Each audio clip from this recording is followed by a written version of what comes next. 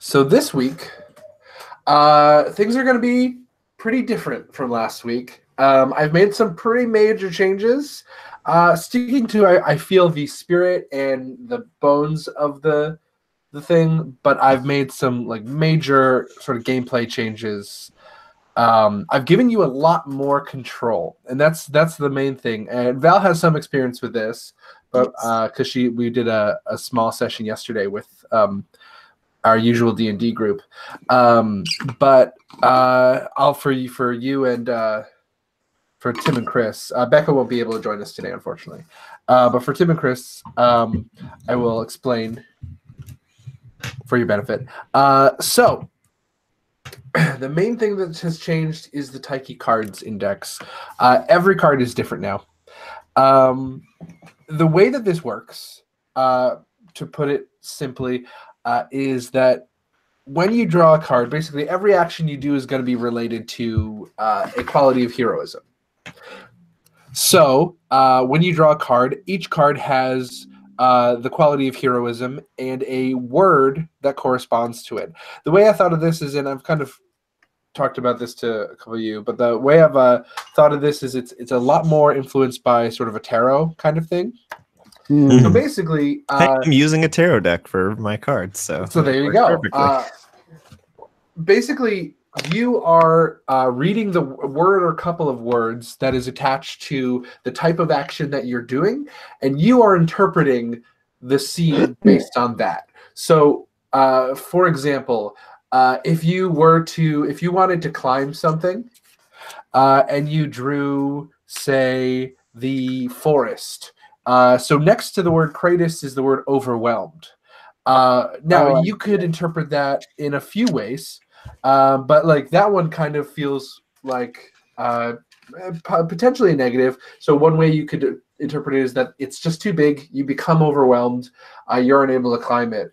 Though it is really up to your interpretation. Essentially, and the way I explained to the group yesterday is that when you are doing an action, once you have that word, you get to take the reins as far as being the GM. You get to decide what your character does and how it works out for them. And you get to add more details to the world. So like, for example, yesterday there was a scene where one of my players drew was basically doing an epiphron draw to examine this big monolith with some symbols on it.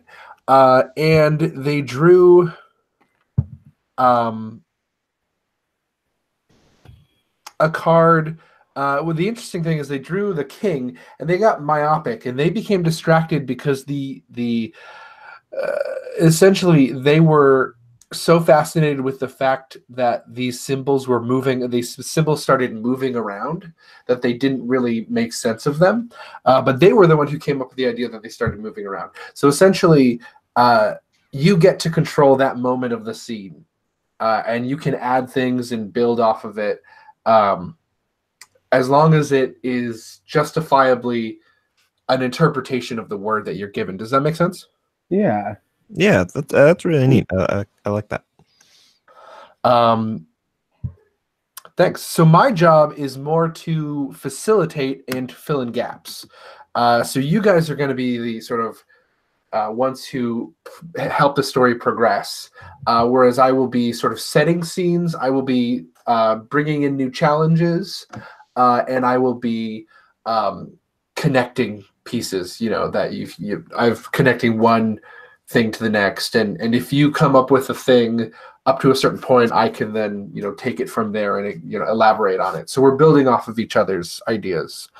And the other component that I've added to this, and I talked to both, I think I talked to both you, Chris, and you, Tim, about it, is that I've now the way the system works, scene to scene, is that you set the scene to begin with. So we have 4 different types of scenes. Danger, wherein something is a threat to the cohort. Obstacle, wherein there's something that isn't an immediate threat, but is something they have to overcome to get past. Discovery, wherein something new is revealed. And a quiet moment, which is just a moment to discuss, to make plans, to have character building moments, or to reflect on what's happened so far. And basically, we go around and we see. We each take turns setting a scene. Now, sometimes one scene will naturally move into the other, in which case I will.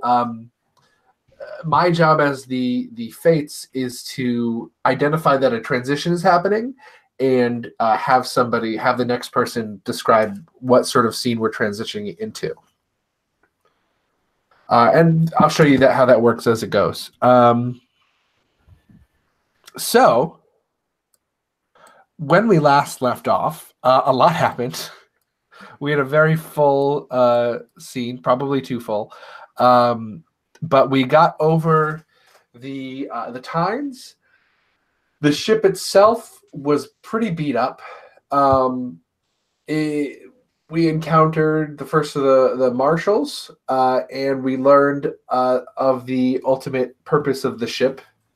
And we also found a person who claims to be from below, from the surface, and that person is, for the time being, recovering in the lower decks. And you guys are looking for a place to land. So, could everyone draw a card for me and tell me what the number on the card is? Because this is going to determine the order of people who get to start scenes. So, yeah, I got 6. 6. 9. 9.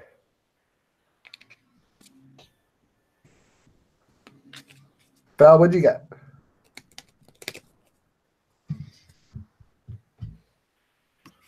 Yep, sorry about that. I had a 4. 4, okay. So, Chris, you're going to start us off.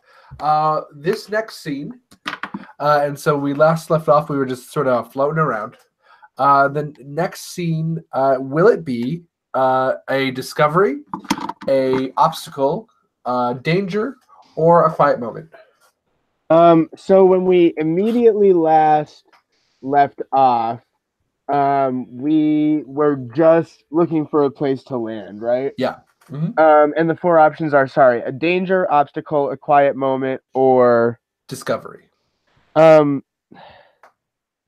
I think right now we're looking for a place to land. I think we just sort of had a quiet moment and a lot of revelations. I think we need an obstacle to prevent us from landing easily. Okay. So I think you've flown along, and you hear from the crow's nest, "Plateau ho!" And you see there is a large plateau right in the distance, but there is almost a sort of the top of the plateau. There is almost like a wall-like structure, almost like it was domed and it broke off. So there is an opening on the top of the plateau, but it may be difficult to land in. But that's the sort of closest plateau around. It's just like a constructed dome that has like a break in it. Is what a breach in it? I would say it's actually more of a natural dome. Oh, okay. And it sort of breaks it breaks from the top, so it's almost like a dome with a hole on the top, and it's a little jagged on the edges. But it looks like there's definitely a place to land inside.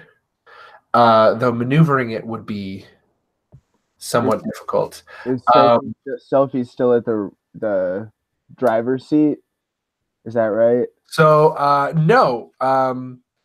So I think the way we're actually, I'm gonna revise that just because it's not.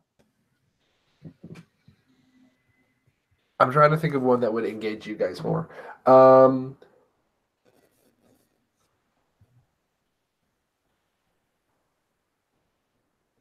Hmm. Hmm.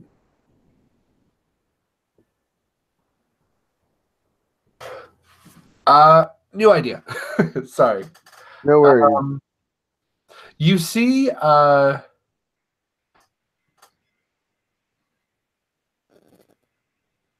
what you see is a plateau, and it is a similar shape, but the dome is definitely big enough for you to land in. But you spot figures on the plateau looking up, and they appear to be. When you look closely, one of you guys has a spy glass, right? Yeah, isn't it? It's not. I don't think it's me, but one of us does. I think. I don't. Yeah, all I have is I got rocket boots. I have a but- camera. Here, actually, Yeah, I think you look through the zoom of your camera. Okay. You're taking pictures of this. Yeah, and yeah, you look yeah. through the zoom, and you see that there are several people, and they are like you, plateau dwellers, but they're holding rifles. They seem to be guarding this rock, and they're looking at you suspiciously, and I don't think it's not necessarily danger, though it could lead to danger. Yeah, yeah, yeah. But they do fire off a clear warning shot. But it is like they literally point their gun in a different direction and fire it off to show you that their guns have ammo in them. And they start waving. I go up to the deck and I like do the Salem wave, like where you just put your hand out. I put my hands out and I'm just like, I'm like, hold on now. Hold on. Can we parlay a little bit before you start shooting at us? And you see them waving, and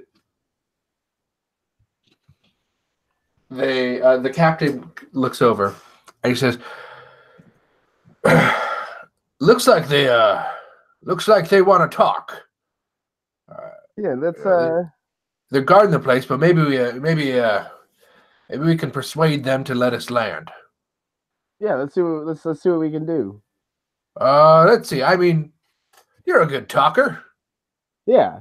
Dusty, why don't you go talk to them? And he just looks over and he sees Cass and Sophie and says, hey, and you two go with them. You got rocket boots, right? Just help them down. Sure. So here's what you do, son. And he pulls from a big rope spindle. He pulls that. It's got a grappling hook on it, and he gives that to you, and he says, "Make a rope down there. Fly on down there. Make a rope. Grapple it to the side of there, and then the two of you head down after him." Sure. I mean, I've never used these before, so I'll give it a shot. Oh, and and he takes out like a pistol, and he gives it to you, and he says, "And keep that just in case." What would I do with this? Well, just in case. All right, son. And what? he pushes you off the side.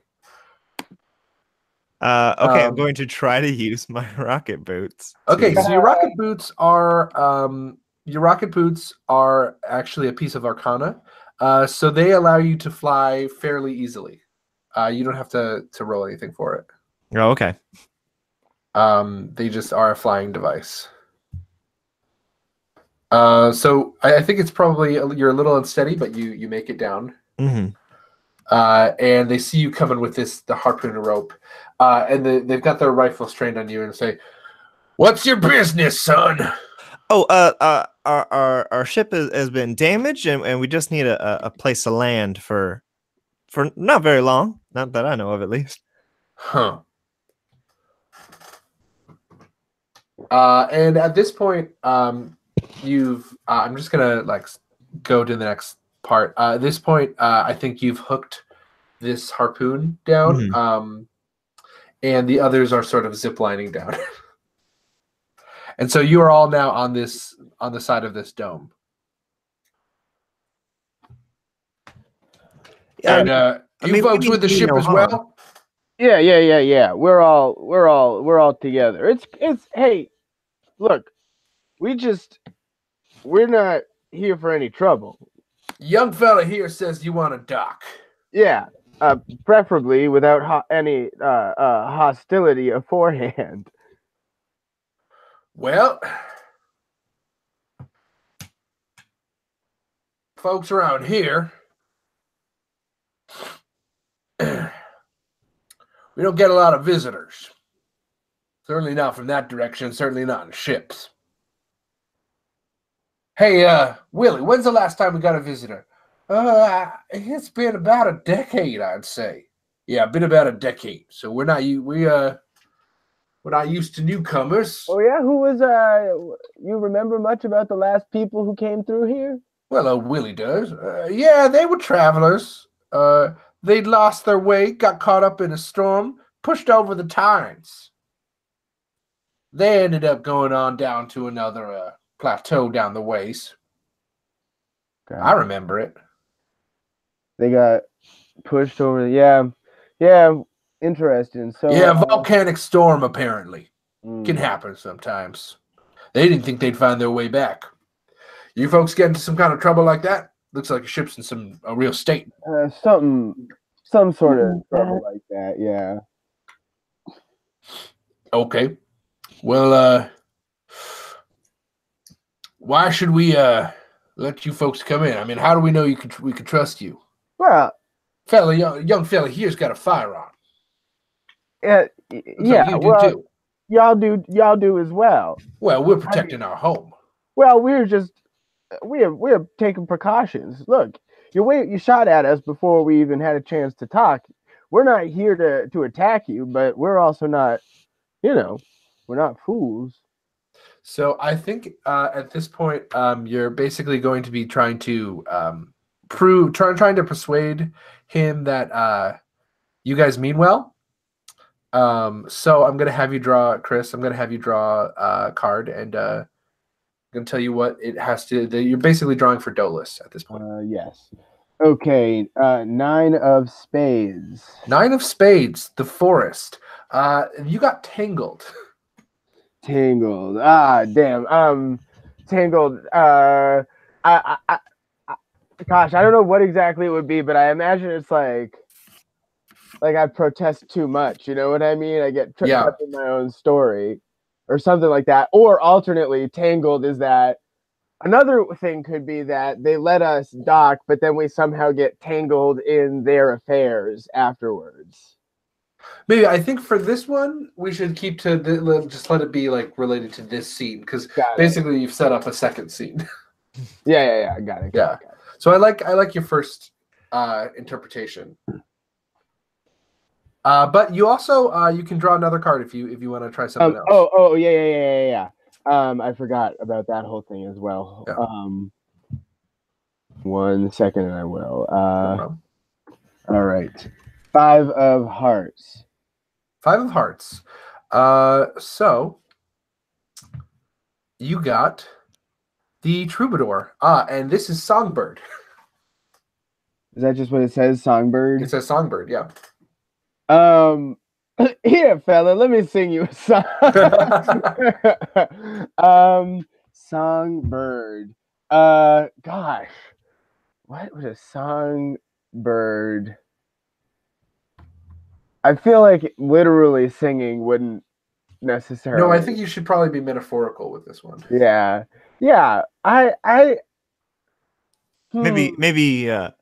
Maybe quote unquote singing them some sweet words. Yeah, that's what I think. Yeah, sweet word music.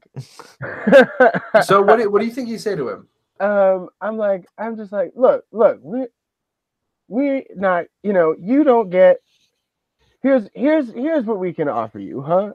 And you can tell us if you're interested or not. But we got lots of stories from the other side of the times. You know what I'm saying? You let us stay here, man. We will tell you all about what's going on in the rest of the world, and we're not going to ask anything from you. But we got, information that we can exchange. All we need is a place to put our ship.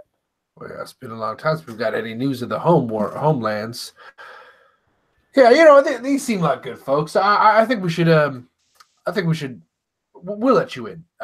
Just basically, rule of the land is you don't cause any trouble, and trouble won't come to you. We aren't planning on causing any trouble. Not around here, anyways. I say with a little wink.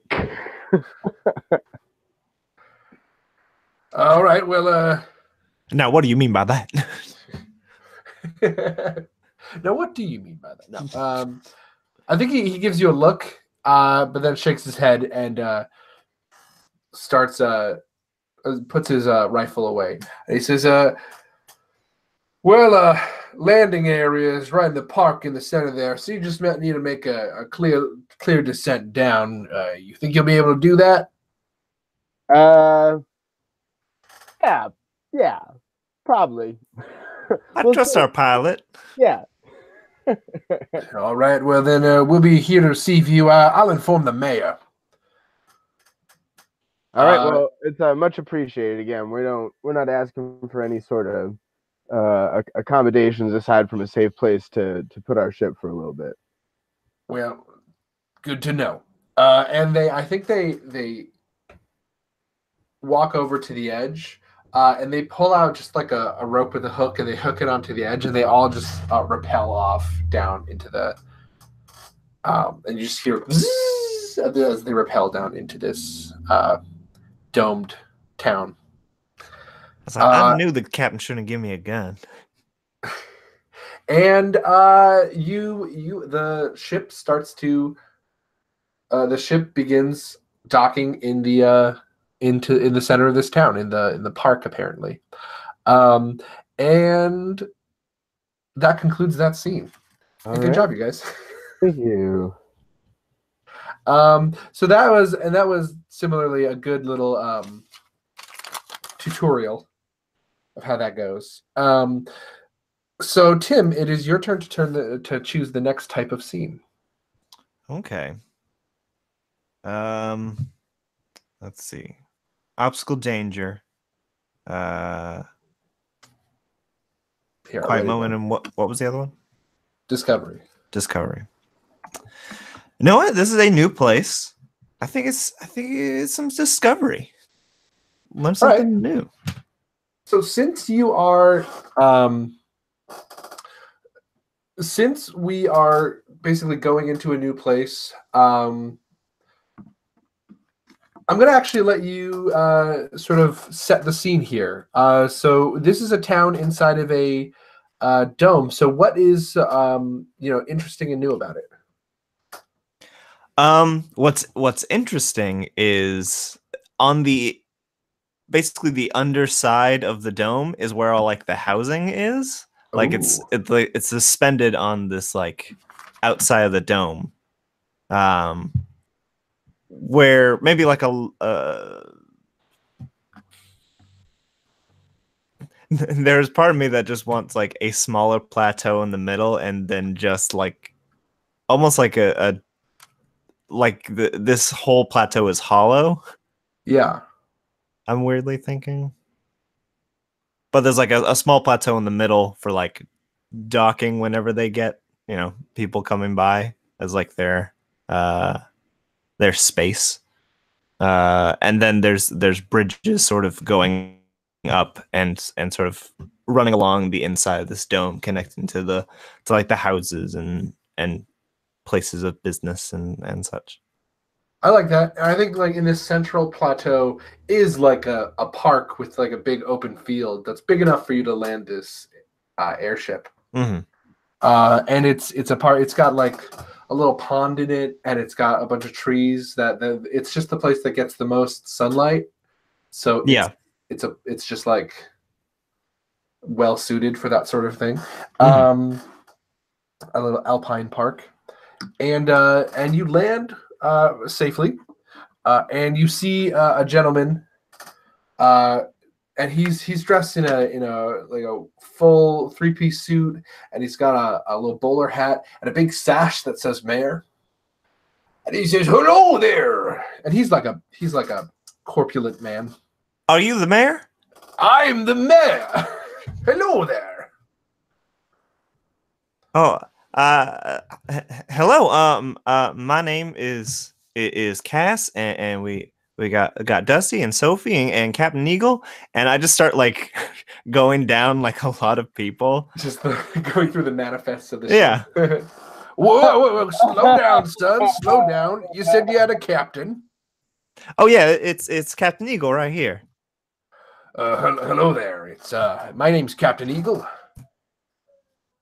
Well, hello there, Captain Eagle. It's a pleasure to make your acquaintance. This guy talks like a pirate. Captain Eagle talks like a cowboy.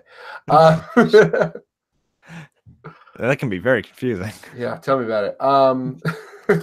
I've made this mistake. So I think, Captain Eagle, he's like, that's right. I'm Captain Eagle. There I am. Okay, I'm an old Southern man. I'm an old Southern man.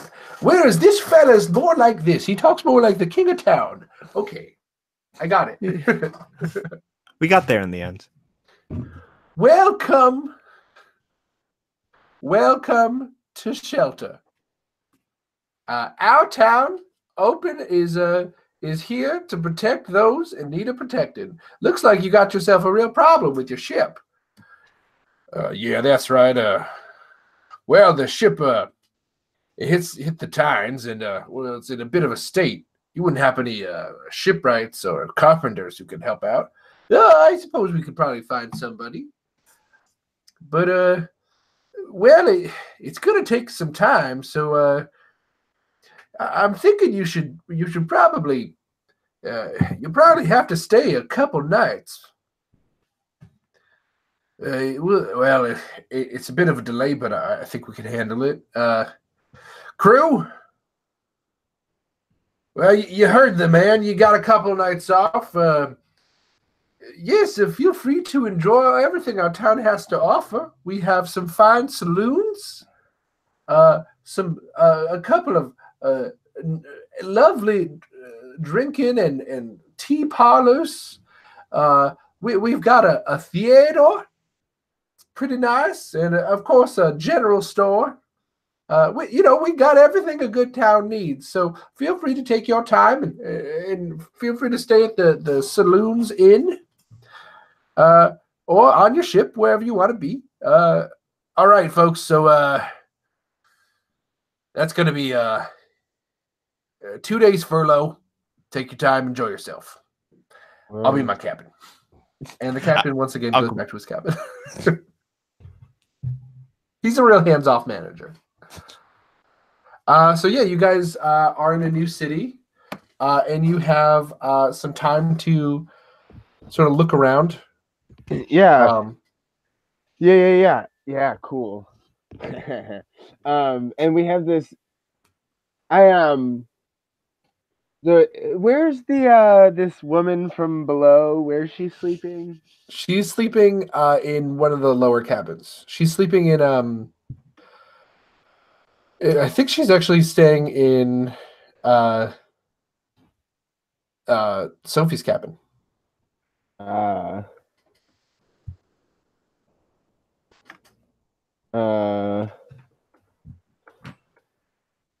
Okay. Well, I want to first off find someone in the ship who's going to stay with the ship to like let me know when she's up, when she's ready to talk some more, because I want to talk to her. Yeah. Who do you I don't know. Just some there must just be like a powder monkey or a cabin boy or someone like that. I don't know. Just some. Yeah, I think someone who find a cabin boy whose name is Gregory. Yeah. Cabin Gregory. There's another one named Staniel. Staniel and Gregory. Yeah, they're actually twin brothers. Yeah. And you see them, and they're just hanging out, not doing their job.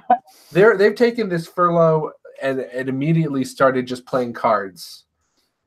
And being they're like 13-year-olds, so you know. Yeah. I'm like, hey, you. Yeah, what you want? Hey, you. Don't talk to me like that. Yeah, whatever, old man. You ain't the captain. You son of a bitch. I'll pay you if you watch that room over there and tell me if whenever the you know whenever the lady who's in there, whenever she's up, let me know, okay? I give him a what's the currency? Do we have currency? What you gonna pay me? What's the currency? The currency. Birdseed. We did come up with a word for that, didn't we? Let me look. It's that old money. Doubloons. Did we call them chips? I don't know. Could be like chips or marks or credits or Yeah. I don't know, whatever. Yeah, I think we call them chips.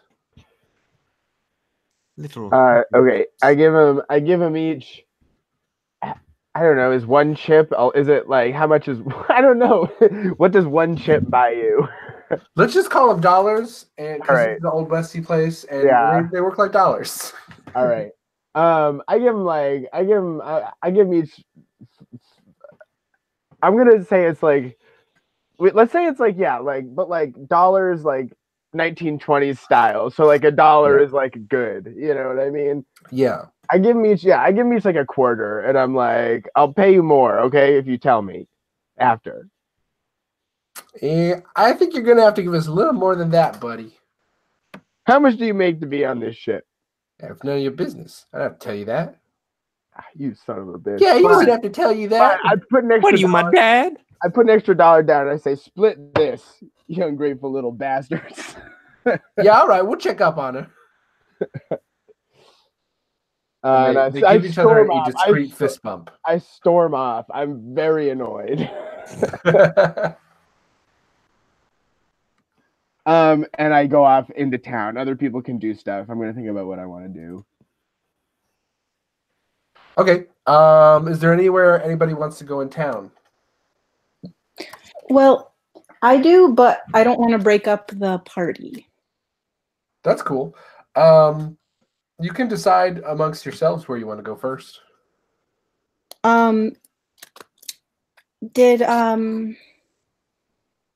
Did you like storm away from us, or are you still near us, Dusty? So no. I don't think I can just say I storm away from them. Like you see me storming through, like across the deck towards the exit, but I'm there. Okay. Well, I'm gonna kind of focus the suggestion towards Cass because I think he'll be more receptive. But I'm gonna say, hey, do you think there's a buffalo ranch around here? I'd love to see what they look like on this plateau. Oh man, I don't even know. Maybe they got mushrooms too. Listen, it's my day job.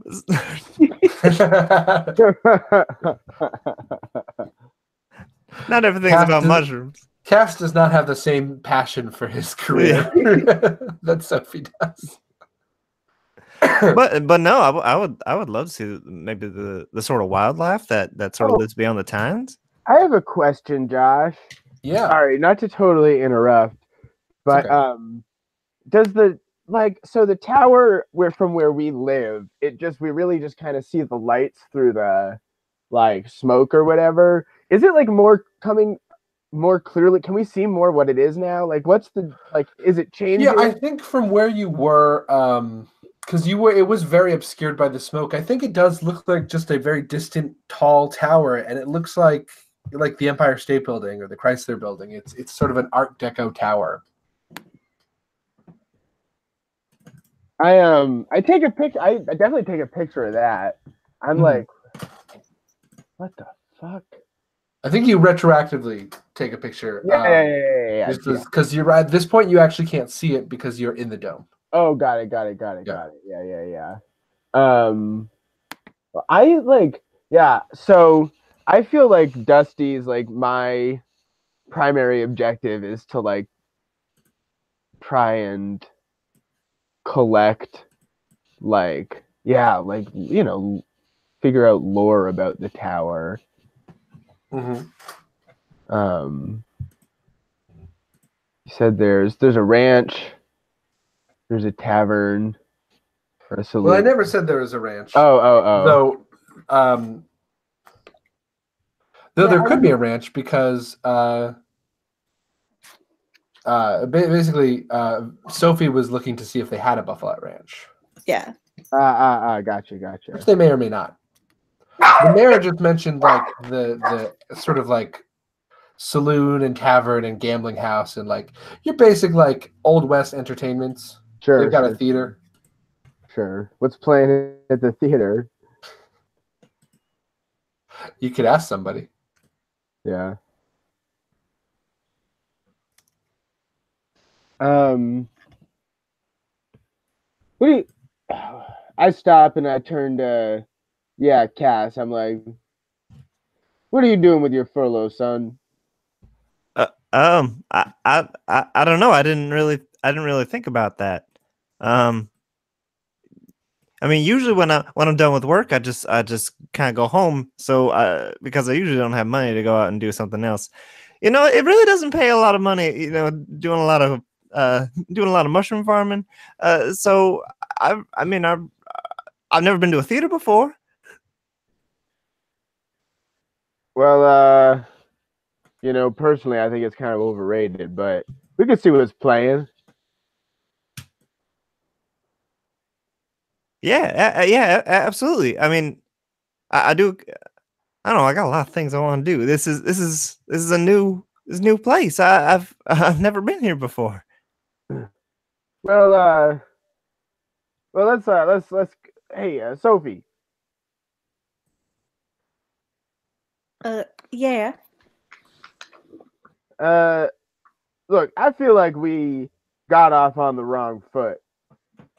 I just want to, apologize if I come off a little, strongly. Oh, well, that's all right. There's no problem. All right, good. Now let's go. Quiet. Come here, Molly. Come here. Sorry, she won't shut up. Come here. All right.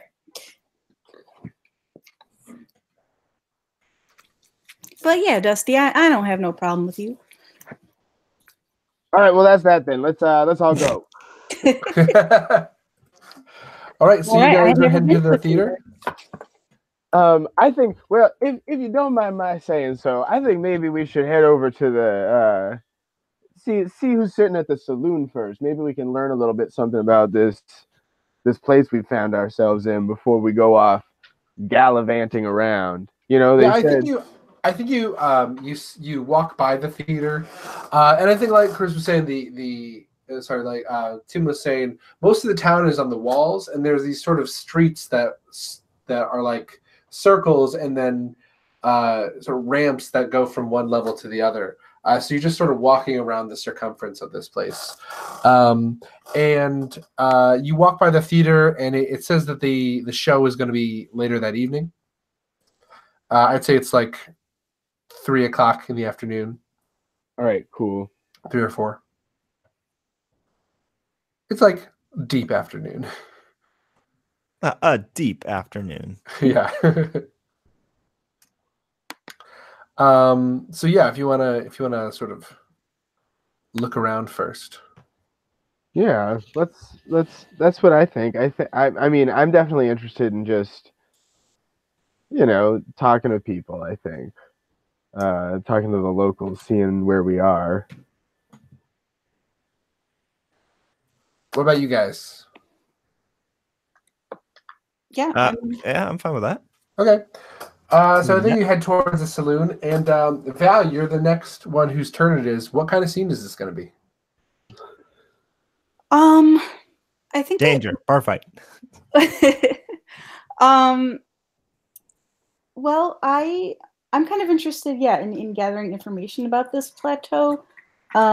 So I think it will have elements of discovery and quiet moment. That's not to say we can't get in a bar fight later, but Yeah, and the thing is, this is sort of how we would set the scene and what would be the driving force. So you could, I mean, for just gathering information, this could be a quiet moment with the potential for discovery. Yeah. Okay. So you enter the saloon, and there's a silence. No, and mostly people don't notice. There's a couple people who look up to sort of and sort of crane their necks to see the outsiders who they've already, rumors have already gotten to the saloon that you guys have arrived. And so there are definitely people who are staring at you, but nobody seems to be looking with hostility. And you see an old barkeep by the bar, and he says, welcome to Edmonton Saloon. Let me know if Are you Edmonton? Anything. That's right. Edmonton III. My daddy, he was the saloon owner. So was my grandfather. Well, what about before him? Well, before him, they weren't nobody here. It's just a couple generations ago that we settled this fine plateau. Oh. Well, if you know, how did you get here?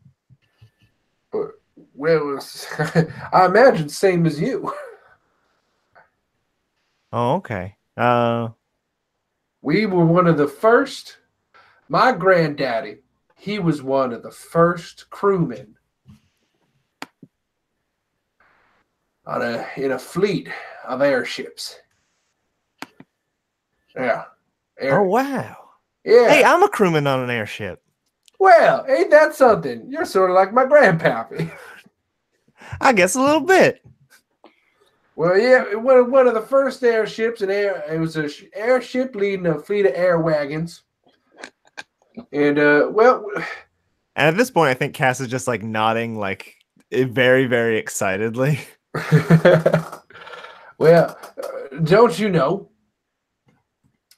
There was a dispute about where to go.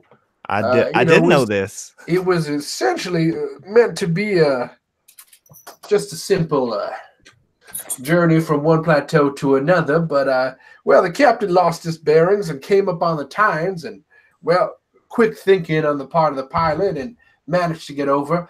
Bunch of the wagons didn't, though. Unfortunately, a lot of people lost on the side of the tines, but some of them made it over. But darn it, once we got over there, we didn't know how to get back over. Volcano was blowing, and we just kept flying until we found this plateau, found some resources, some water way down at the bottom. It's a natural well, after all. Oh, is it? That's right. And the walls keep us safe. We can even go down to the lower depths. And the walls keep us safe from the miasma. So, it's a fine place to make a new homestead, and we made the best of it. Oh, wow, that's amazing. He puts down the glass, starts cleaning another one. Yeah, it's our proud history. Well, I do appreciate you sharing. I'm writing. I'm taking notes. I don't say anything. I'm just writing all that down. Yeah, you can feel free to explore our fine town, but you'll find this as a general rule of thumb. We just don't like anybody making trouble here. Yeah, we heard that. I don't want no trouble in my place. Oh, sir, you don't have to worry about me. I won't do any trouble at all. Yeah, best not. Like I said, we don't take kindly to troublemakers. I don't think most people do.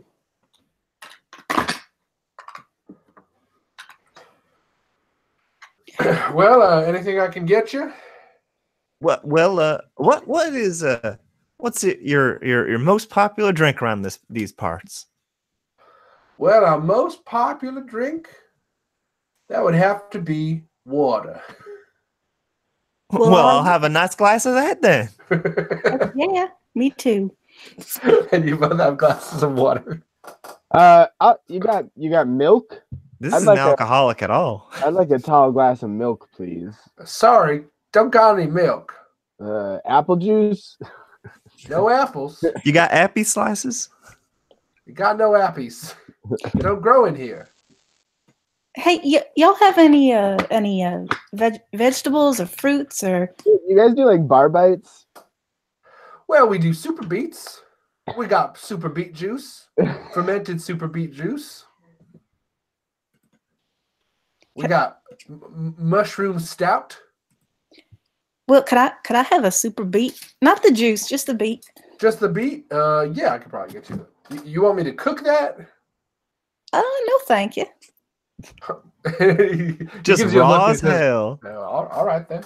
Oh, And he just gives you a raw beet. You want me to slice it for you? Oh, sure, thank you. Oh, And okay. I kind of nudge Dusty, and I show him that I snuck in my my flying rabbit with me. Wait, you have a flying rabbit? Yeah. I have a little pet. We didn't name him like the species, but I have a little pet super rabbit thing. Flying squirrel rabbit thing. I'm like, you keep one of those? Yeah, I don't know if they're allowed in here, but it's getting pretty hungry. Oh my goodness. All right. Well, oh, Jesus. Okay, well, just keep it. Where is it? Like under your coat? Where is it? Yeah, I think she. I'm trying to remember if I have like a pouch. Yeah, I think so. I think I have like a little like bindle kind of bag, and I have her in there. All right. Well, just keep that thing in there. Isn't that a health code violation? Hey, what are you folks whispering about? You ain't planning no trouble, are you? No trouble. I just really like beets. Yeah. She's crazy about them. I don't get it personally. Could one of you guys draw a Dolus card? Sure, I will. To try to, yeah, actually, I'm going to say, Val, do it to sort of try to conceal your rabbit. I pulled a 2 of hearts. 2 of hearts. The 2 of hearts is the farmer. For Dolus, humble. Humble. So in my convincing of this person? So you are doing this to try to, on one part, convince him that you're not up to anything, and also to hide your super buddy. Yeah. Yeah, well, sir, I'm just a down-home girl, and I love them raw vegetables. We used to grow them back on my farm, but I'm a long way from home, and I miss that taste. Well, I understand that. You don't seem like no trouble at all. No, not us. No, that's good. That's good to hear. Glad that we definitely you folks are on trouble. 10 years ago, some folks came around. They were more trouble than they were worth. Oh yeah, how so? They're just causing trouble. So some of them stuck around. Real troubling bunch around here. Still today? Well, there's some conflict. They got their part of town. The mayor, the old mayor, he let them come in. These new folks, let them settle. Not all of them did, but some of them decided they wanted to stay here. And, the old mayor was, didn't worry about no trouble. And, well, you know how it is. New folks come, they got different ideas of how things are done. But like I said, they keep to their town, we keep to ours, and well, as long as nobody goes where they're not supposed to be, and we don't have any trouble. Yeah. What? Could you tell us where we shouldn't go? Where we should steer clear of? Well, they live down below, in the darker parts. That's where we have space for them, so that's where we put them. You put them? Yeah, the new folk. So I mean, we gave them a part of our town to live in.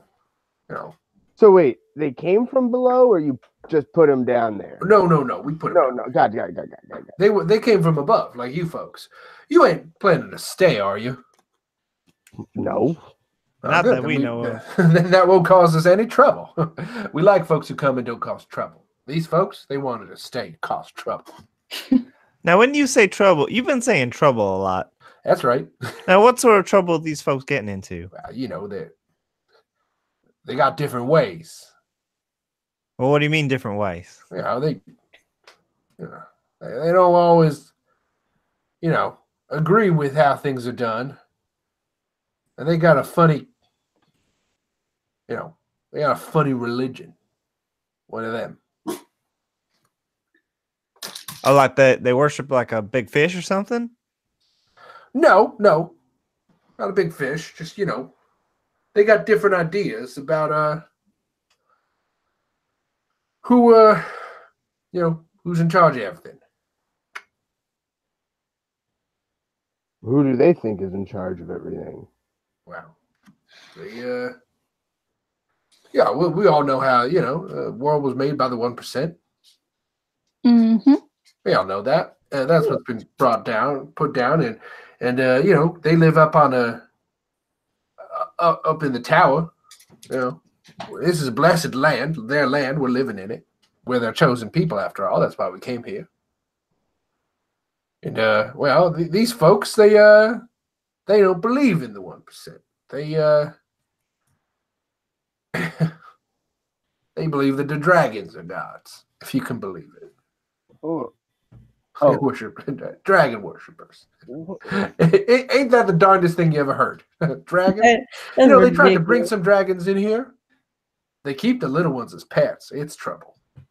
I was so Dusty was like really, really following along with excitement as he was describing this. And then when he says they believe that the dragons are gods, he just like deflates. He's like, oh, dog. Oh, no.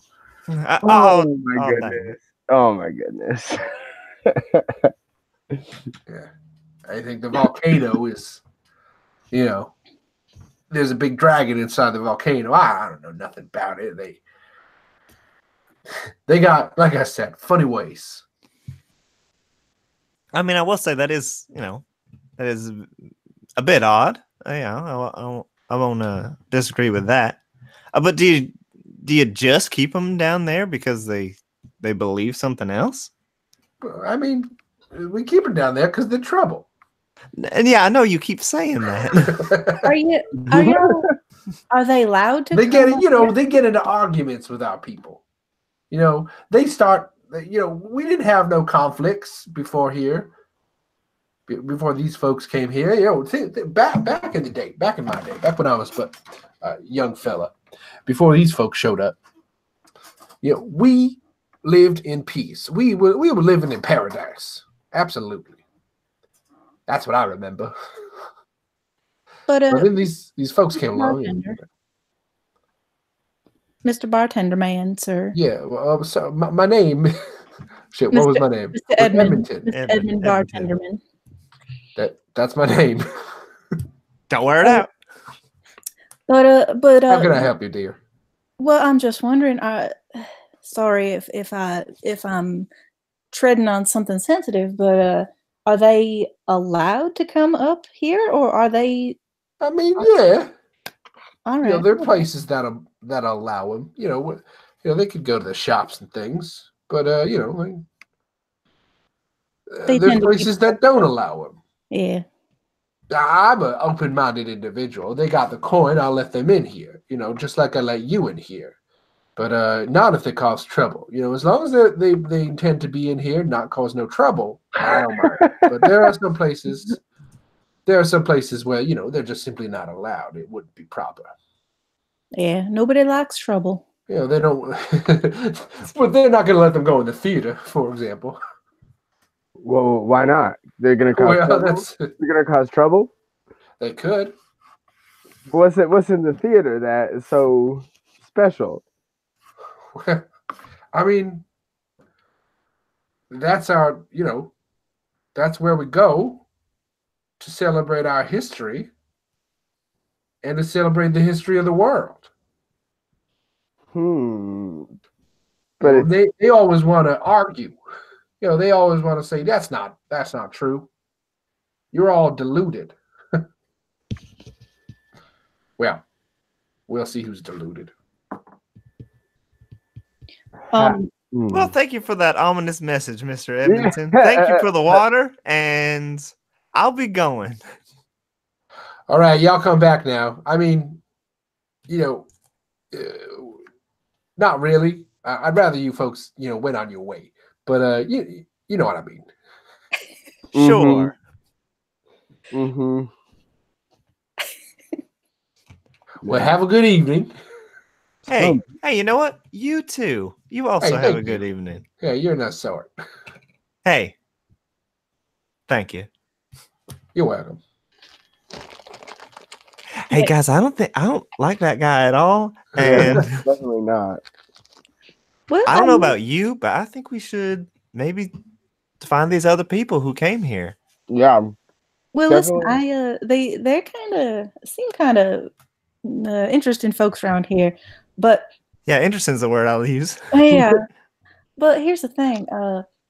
Look, I know y'all are probably interested in this whole these non-believer types, but I just really want to ride a dragon, so I'm in for finding them.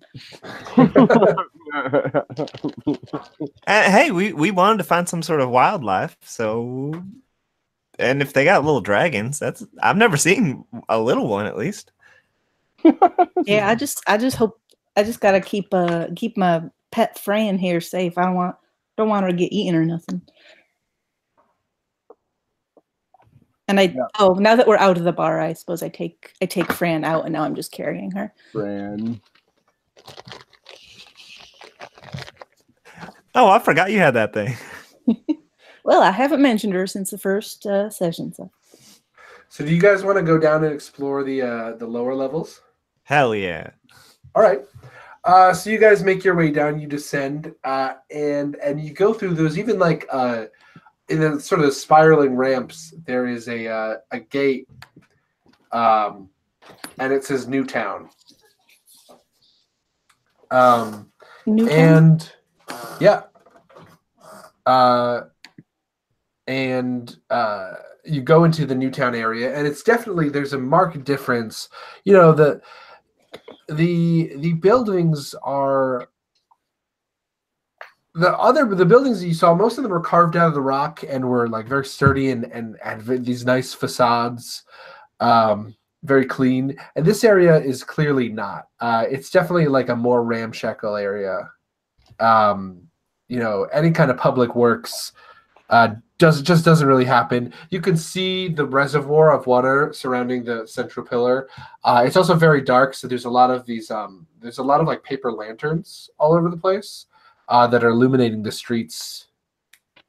And the people here are they're a lot more ragged, a lot more pale looking, as if they don't get a lot of sunlight. Seems like these people don't get much sunlight down here. So it's back to Chris. What sort of scene do you want this to be? What was the last one? A quiet moment? A quiet moment, yeah. Then this one needs to be discovery. Okay. So I'm gonna a discovery. Let's see. Actually, I will give you the strings of fate, the thread of fate, and what are you guys discovering down here? Basically, you're setting up a scene. You're taking the reins. We should. I think it should be that we discover something, even if something about the truth of the 1%. You know what I mean? From these people. Okay. Sure. Yeah, I can work with that. Does that sound good to everyone? Yeah. Yeah, like if we're like talking to them about their beliefs and stuff. Mm-hmm.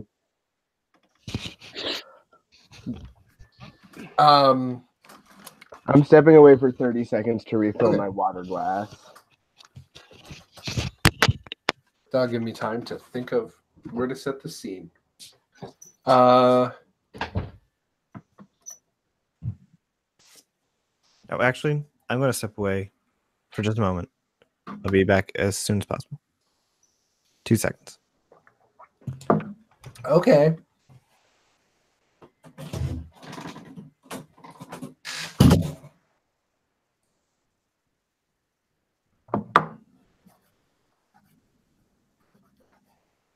If we're taking a break, then I will too, because my dogs are like super wanting to go outside. So I'm gonna just run them out back and then be right back. Okay. A short break.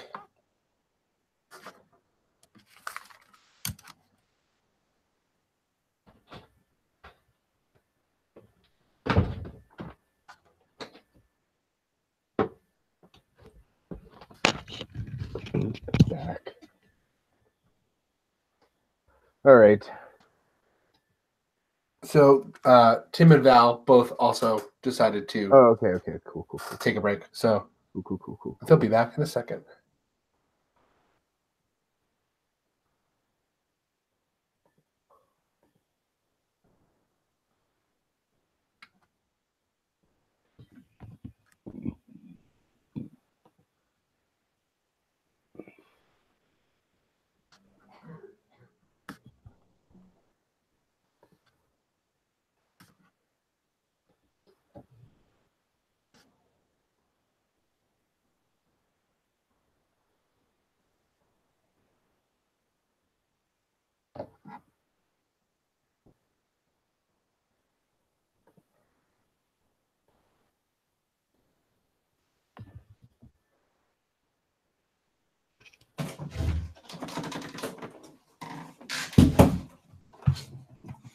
I'm back. Welcome back.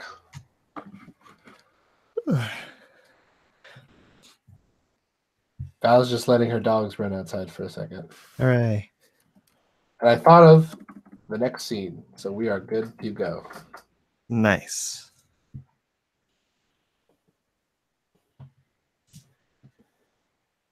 Ooh, how are you, Josh? I'm doing good. I'm feeling good about how things are, how things have how I've altered this game and how things are progressing with playtesting. Work's still boring and I'm probably going to get a new job soon, but I have to commit time to finding one. So that's that's what it is. I'm kind of putting that off because I hate job searching. That's fair. It's the worst thing in life. And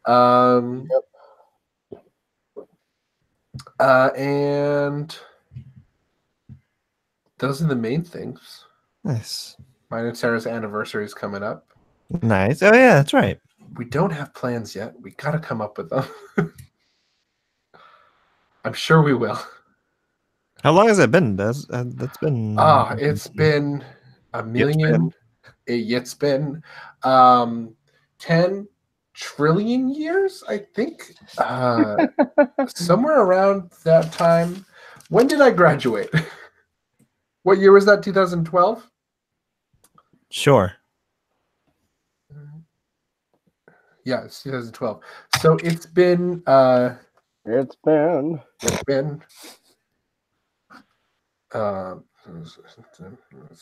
7 years. Nice. Yeah. Hey, that's great. Yeah, thanks. What's It is great. I think you're officially common law married at this point. I think it's 10 years. How is it? Damn. Well, we haven't been living together for 10 years. Oh, okay. We've been living together for probably... we've been living together for like 5 years. Mm-hmm. Also, it's not legal in Massachusetts. Damn. Bastards.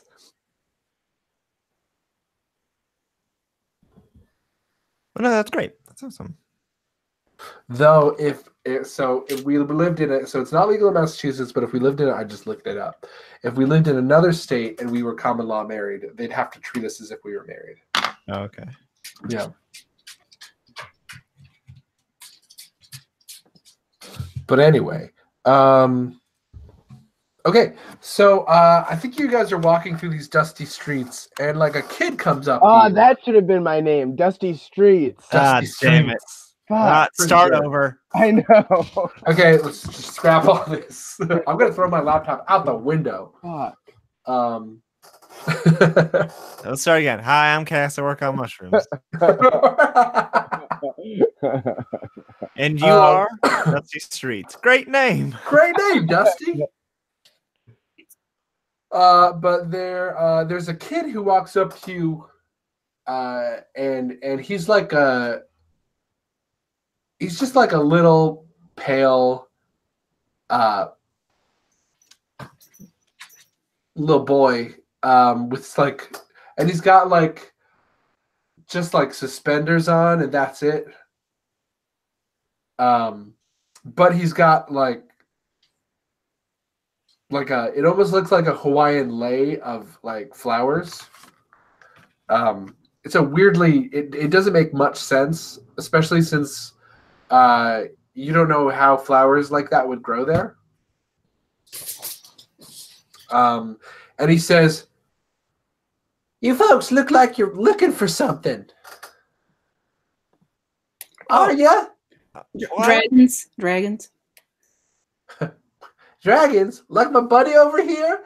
And he pulls out from a pocket of his suspenders just this little dragon that's like a gecko-sized dragon. Aw, I love him. And I'm immediately in love.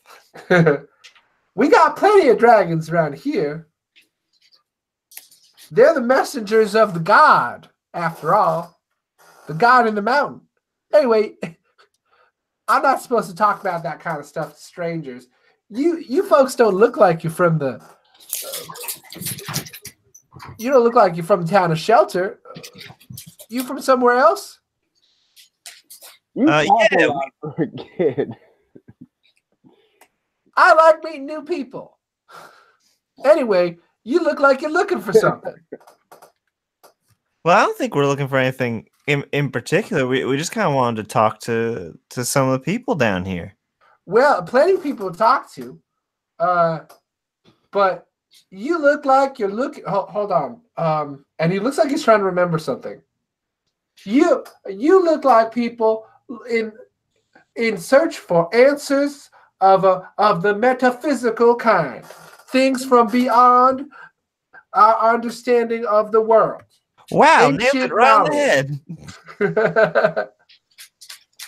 Yeah, I mean, You that look sounds like pretty you wish to pierce the veil of reality and seek the truth Are you talking about up inside of it.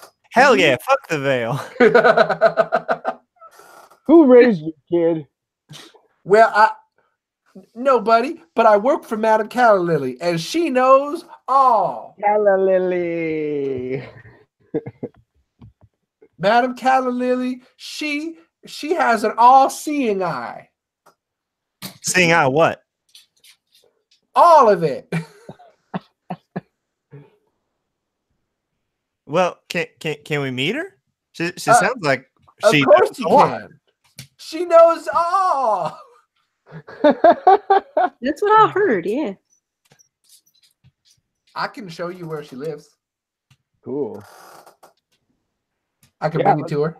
Yeah, Lead the way, little guy. little feller. But of course, follow me into the Sanctum Sanctorum. Wait, what's your name, kid? My name is Jiminy. Jiminy. Jiminy Oh, what? Jiminy what? That's right. Jiminy what? Hey, maybe we're clairvoyant. Maybe you have the gift. Madame Calla says I have the gift. I just need to expand my horizons and stop eating so much of her chicken. She says it's hard to raise chickens and I always eat all of it. Oh, okay. If you're clairvoyant, what am I about to say next? You're about to say, "Take me to Madame Calla and I am happy to oblige." Here we go. I just go over to Sophie and Dustin and be like, that was what I was gonna say. I think this kid's really good. So he takes you down this back alley, and you get to this place, and there is a big gaudily painted sign on this door just in the back of this alley, and it says Madame Callily. It's got a big picture of an eye, and it's Madame Callily sees all. Jiminy, and then in smaller letters it says fortune telling and information brokerage. LLC. And he leads you in, and you're going down another hall, and this hall is full of they're like heat lamps, and like there are all these like bright lamps, and the walls are covered in white flowers, and the ground is just like chickens wandering around. And you get through. There's this down this hall. There's also all these drapes hanging from the walls, and he pushes aside these gauzy drapes, and they're in this room that is covered in these gauzy drapes and cushions and candles, and a couple chickens. Is a very large keeper dressed in similarly like flowy garments, and she says, "Who enters the sanctum sanctorum of Madame Callily? I have foreseen your coming. Please come in." I turn to my companions and like give a big eye roll. Like I roll my eyes out of my head. You see Cass loving it. Fear not, travelers. You have come from afar. I can see this. You came from the skies. Yeah, well, that's amazing. Please take a seat. Where the hell else are you gonna come from? Ah, yes. Where else? There are many paths to travel in this life. Please take a seat. I don't. Sorry, what were you gonna say? I think she gets up and she looks at you specifically, and she says, "I can sense an aura. There are many stories you carry, and you seek more. You are on a mission, yes? You seek answers." That's right. Well, who isn't it? You know, everyone looking for answers. That doesn't mean much. Yes, but I may have the answers you seek. I will simply have to commune with greater knowledge. Knowledge from beyond perception. I have a question. Yes, I have answers.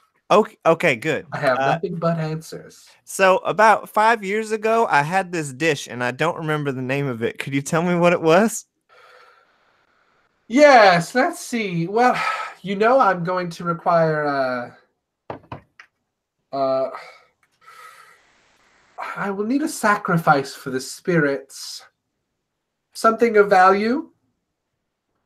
And she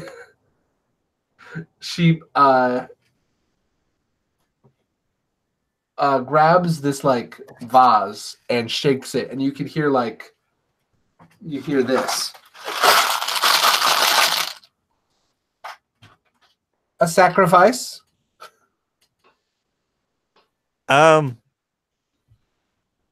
Sure. And I give her a quarter. Okay. I'll allow that. I haven't reworked how money works, so I'm just going to let you guys use paltry amounts of sums. Okay. Except for Val, who has no money. Actually, you know what? If this is old Westy, I give her a nickel. That's big for me. Because I don't have a lot of money. Yeah, it was Hmm. Uh, I think it was a. Hmm. when did Hold you on. have it? 5 years ago. What time of year? Spring. Spring. How does it make you feel to remember it? It was really good, and oh god, I forgot his name. I forgot Your the friend? barkeeps. The What? barkeep? Yeah, the barkeep. Not the Let me look. I have it written down. yeah, the barkeep and the Yeah. Your friend, the barkeep, yes. is named. Oh, we didn't name him. Oh no, I read. Did you come up with a name? I I didn't write his name down. I don't remember shit. It's okay. My old landlord made it special. I think it was something that that his wife had made at one point, and she came from way further east, west, right? Of course. Far east. And the flavors. Describe the flavors. The flavors were it was almost spicy, but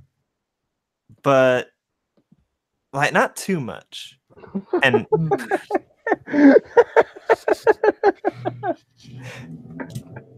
and I know he added a lot of pepper. Yes, that was an omega onion curry. That's what it was. Thank you. You're welcome. You see, I know all. I'm just shaking my damn head. SMDH. You seem like a skeptic of my knowledge. Hey, she knew what I had 5 years ago. You described a recipe to her. Cass.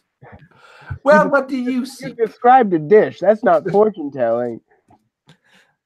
Well, no, this was fortune telling and information, and I was kind of more for the information. All right. That's right. I have information, both of a spiritual nature and of a worldly nature. Once again, that was kind of spooky that she knew it. So I don't know. I'm in for it. Yeah. We're looking for information. Well, what do you know? I mean, you keepers, I mean, y'all been around for a long time, right? A very long time. What's that like, huh? What is it like to have lived as long as I have? To have seen as much as I have seen? It is, at times, lonely, but at times exciting, for the world is always changing. It didn't always look the way it did, you know. I remember it. I was there long ago.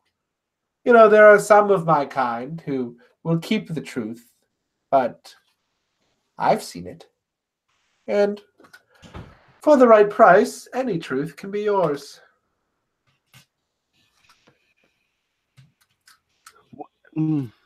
What would your fellow keeper kinsmen say if they knew you were just brokering information like this? Well, unfortunately, I am the only keeper around, so I'm the one who decides what I get to do. My kinsmen, well, they are far and long away.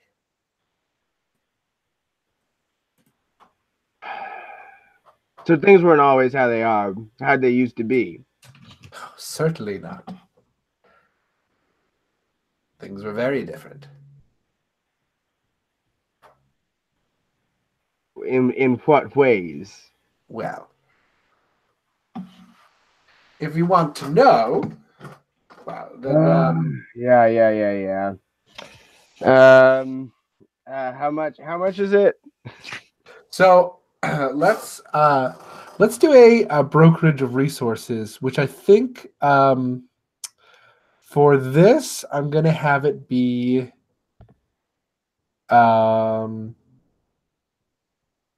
Let's see. I'm just trying to basically tie it to a skill for the time being until I sort of refine. I think it's going to be. Actually, wouldn't it be its own thing? Because yeah, I mean that would make sense. I just would have to add more to it then, to the whole. Oh no! Yeah, you're right. You're right. Yeah. Well, I think maybe for like if you're trying to swindle someone with money, it would be Dolus. Yeah, but that's if you're what I was just thinking. paying for it, I think like Epiphron would be. Maybe. I think that you are trying to convince her that the money you have is enough, basically, or what you have to offer is enough. So I'm going to say it's Dolus. All right. Queen of Diamonds. You're making a deal. The Queen of Diamonds. That's the Raven. For Dolus, wise. So what deal you make that is wise? What do I make that is wise? You make a wise deal. A wise deal. I say I don't know. Is that wise? I don't know if that's wise. A wise deal would be a cheap deal. Would be a wise deal, or like I don't know what would be a wise deal. Like you put in a bunch of quarters, but in the middle is a bunch of washers. Yeah. Would you like me? If you're not sure, I can pull the thread here and decide for you. You'd have to entrust that to me, basically, as the fates. Yeah, I'll let you do that this time. So I think you say, I think the deal you make is not for money, but you make a deal that you're going to trade information for information. Yeah, that's what I was thinking. I just didn't know because, like, they know a lot, so I just didn't know if that would be enough. But that's what I was thinking. If you think, yeah. So what information do you want to trade with her? Well, I don't know. What information would I'm like, so I said, look. So you get to decide.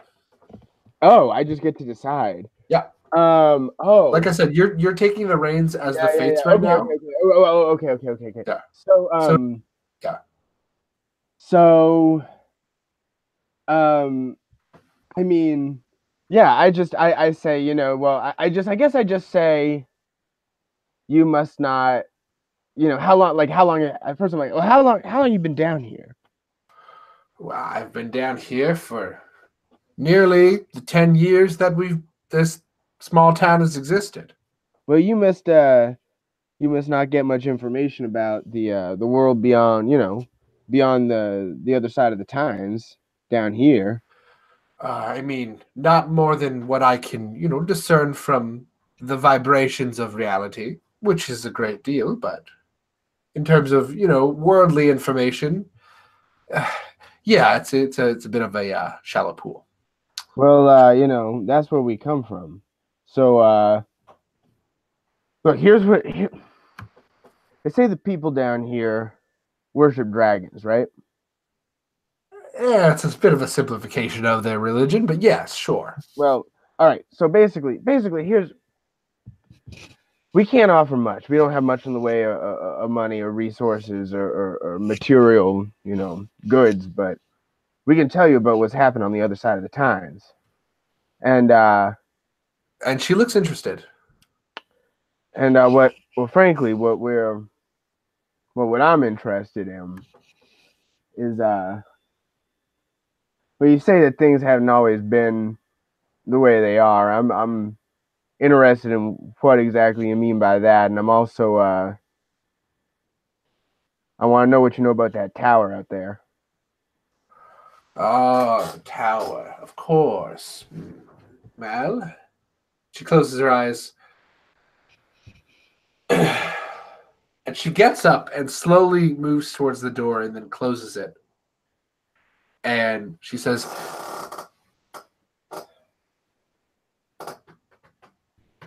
if there were any more of my people around here and they heard me talk to you about this, I'd be in trouble. So, don't tell anyone where you heard this. But what do you want to know about the tower? What's it doing there? Who lives there? That's the What do they 1%. want? I mean, who are they? Well, What are they? Well, they're not gods, I'll tell you that much. They're people. They're rich people. There were people who, before the miasma, were richer than anybody. They are the ones who caused the miasma. They caused it? They caused it. It was it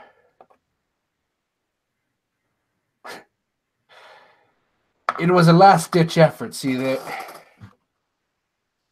there was a revolution. They used to control everything, the populace. They used to live like kings, and then people got tired of it. People stopped working for them. People wanted to taste the fruits of their own labor rather than give it away. And well, they weren't happy with that. They wanted to keep people docile, keep them subservient. So they created a poison. And they went up into their tower and they let loose the poison across the earth. And, well, it didn't work the way they planned it. There was someone, I don't know if it was research and development, or I don't know if they just rushed through it. But it just ended up killing most people.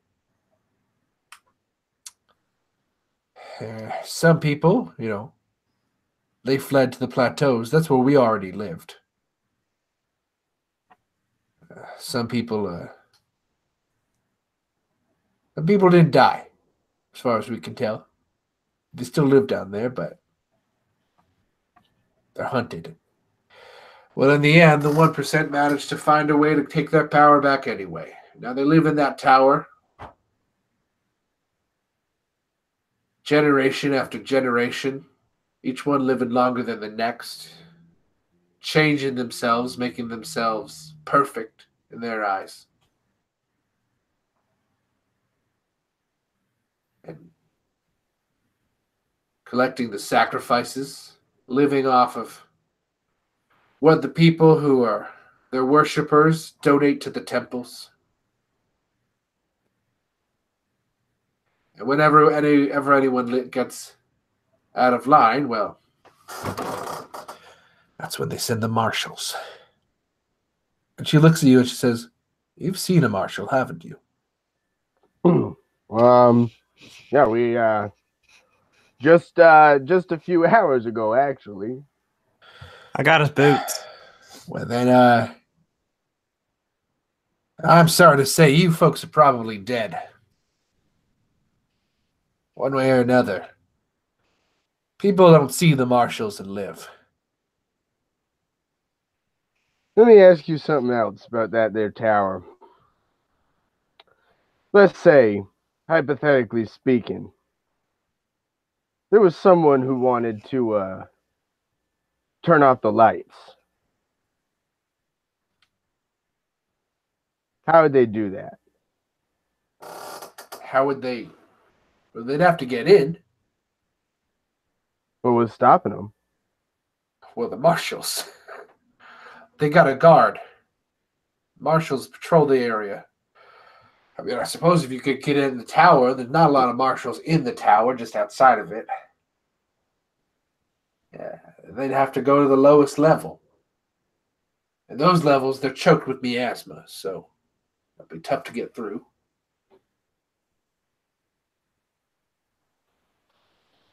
What are you planning?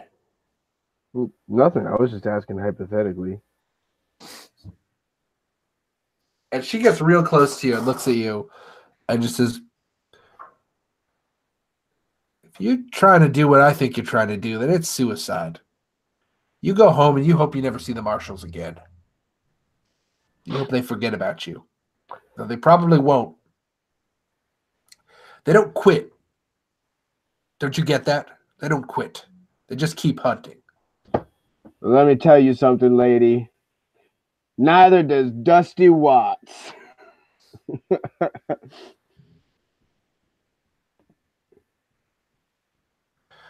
What about you, honey? You and she says that like a I want to be clear. She says that in a like a waitress at a diner way to Sophie. It's not condescending, it's just like a mom. You want to know anything? Well, Sophie looks kind of shaken up hearing this stuff. But she, kind of shakes it off and pulls herself back together. Well, it's nothing as exciting as all that, but I was just gonna ask if where I could find a dragon. A dragon? Well, they got plenty of dragons around here, but the biggest ones you're gonna find in the old temple right down the street. It's the big it's the only building around here that's carved out of the rock. And I saw a little kid with a baby. Are they can they be tamed? Can they be like companions? The little ones, yeah. And I look excited again. They got a shop that breeds them. Is that down here? Yeah, right next door, actually. And I look over. Well, next door. It's down the alley and then next door. I look over at Cass and Dusty. Though, I mean, I just warn you, they're probably not going to sell them to outsiders. They think very highly of them. Well, I mean, I think highly of them too. Maybe not. Well, that's who you talk to. That's the breeders next door. It's not really a shop, but they breed them. Well, let me ask you this: why do they have the religious connection with the dragons? Where did that come from? Well, that's see, they think that they were brought to this land.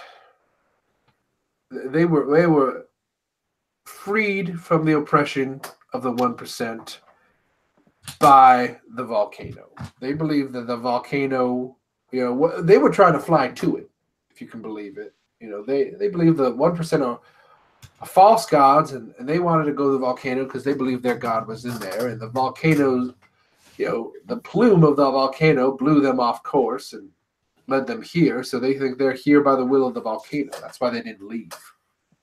At least not all of them. And the dragons, well, they live around the volcano.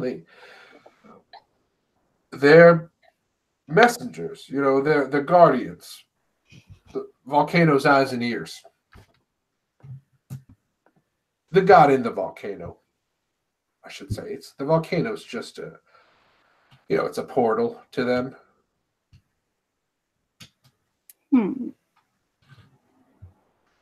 It's a gate to heaven, I guess.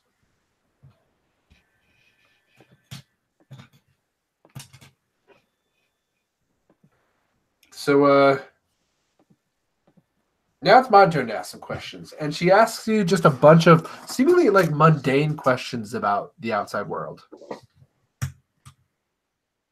and she asks you like questions about everything from like fashion to like local politics. She asks you about just like basically current events of the last 10 years. And that's what we will conclude that scene there. And she leads you out of the shop and wishes you luck. And with a word of warning says, like I said, the gods, the 1%, they're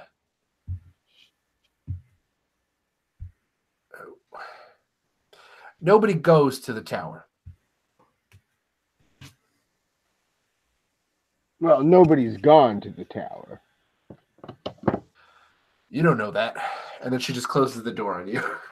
Well, then what you said doesn't even make any sense. What the heck was that? Okay, sorry. And she opens the door. Nobody goes and lives, okay? All right. Thank you for qualifying. All right. Hold on, can I open the door again? Yeah, sure. I'm sorry, but I have one more favor to ask. Yes. Could you write down that recipe? I would really like it. And And she closes the door in your face. just a simple question. I don't know why she got so mad. All right. So it is whose turn was it? Tim's turn. Tim, what kind of scene do you want the next scene to be? Well, things have been going a little bit too smooth. So I'm gonna put danger. Okay, I think what you see as you step out, you walk out into the street, and you see the kid you saw before. There's a couple of like young men and they're clearly like from the upper levels. They're dressed a lot nicer. They're less pale. They're the bits of plumage that they have are much nicer looking. And they are they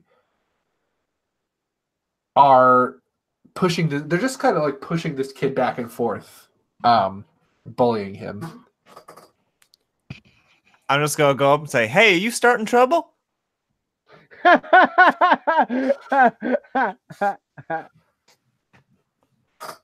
when this kid looks at you and says, "Ain't no trouble here but what this brat and his kind brought. You stay out of it, mister. We don't want no more trouble from outsiders." Well, we're not starting trouble. In fact, we've been hearing about how trouble's not appreciated here, and what kind of trouble is even causing you, officers? We ain't police. Didn't you say they were uniformed? No, they're just they're just young and they're oh. What do you? They're a bunch of assholes. Yeah. Oh. I thought you said they were fucking. No, sorry, I made words up that you said. I'm just like, well, what? He's a kid. What kind of trouble he's causing you? Seems like you're the ones causing trouble here. He works for that old fortune teller. So that's his business. She's a fraud. She's taking people's money. She taking your money? She took my friend's money. Well, that seems like it's your friend's fault for paying her.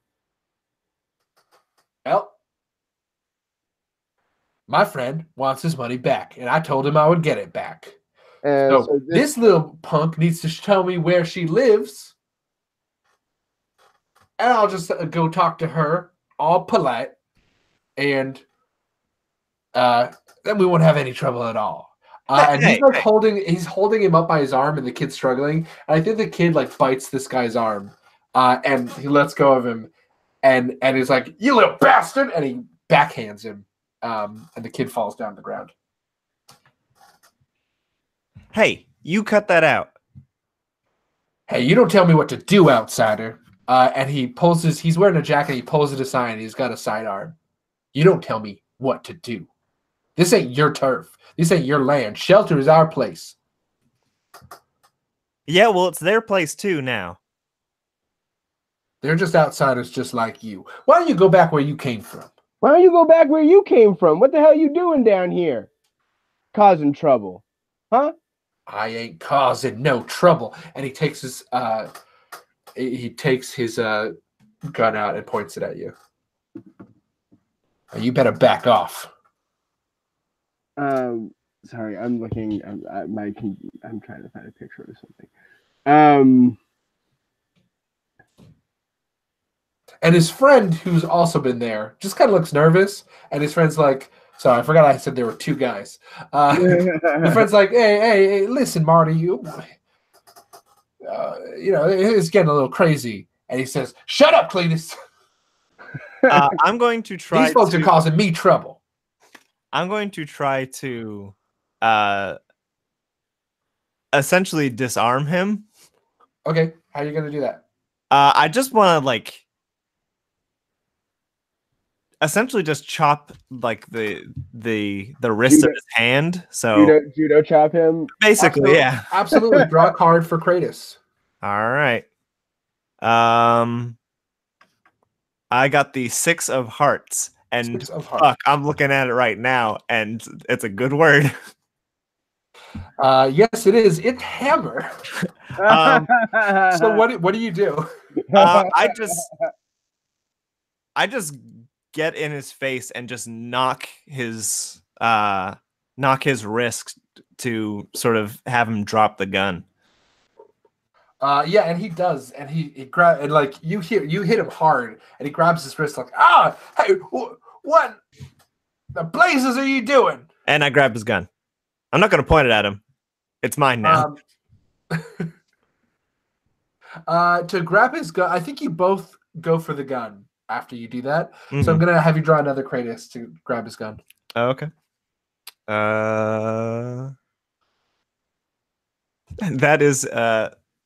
That is a 3 of hearts.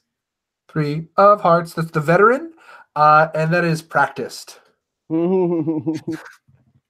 I like as it like hits the ground, I like use my foot and kick it backwards.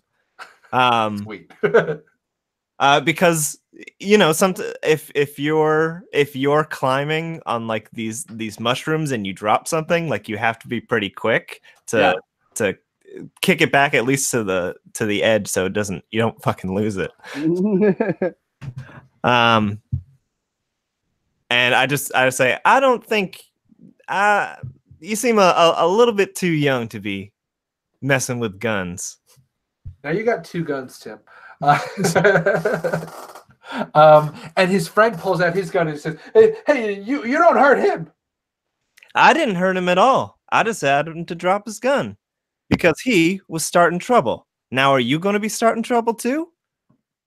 And you're now trying to intimidate this guy. So draw a Dolus card. Oh man, I'm not good at Dolus. But you're also holding 2 guns, so if you want to draw another card, you can. You've got no, I mean I don't want to like. I don't want to like threaten these people in like a violence way. I'm not that sort of dude. That is the Queen of Spades. Queen of Spades is the tower, which is literally intimidate. All right. Damn. And yeah, these guys. So I assume you're just intimidating. I mean, you can interpret this further.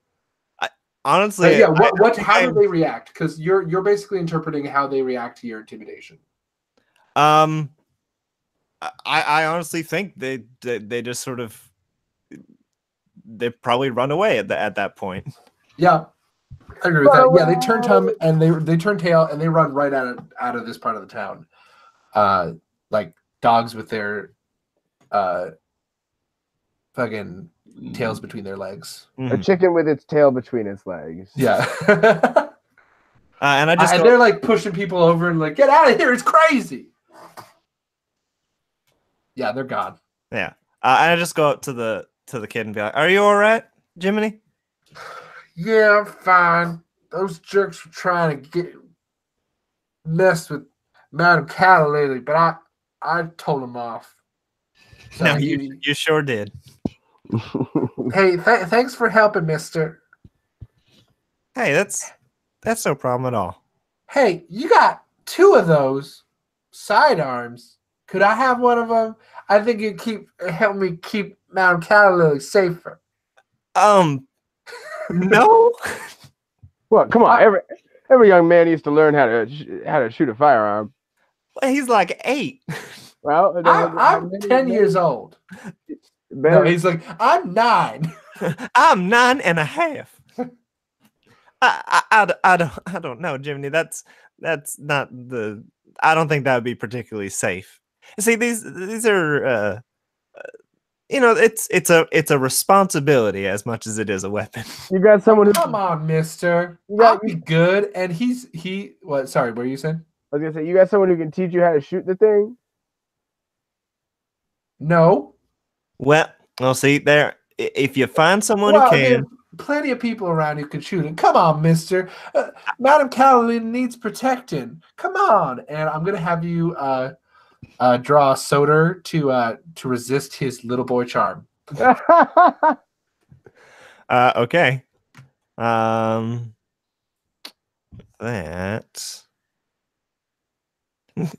is the 2 of hearts. 2 of hearts.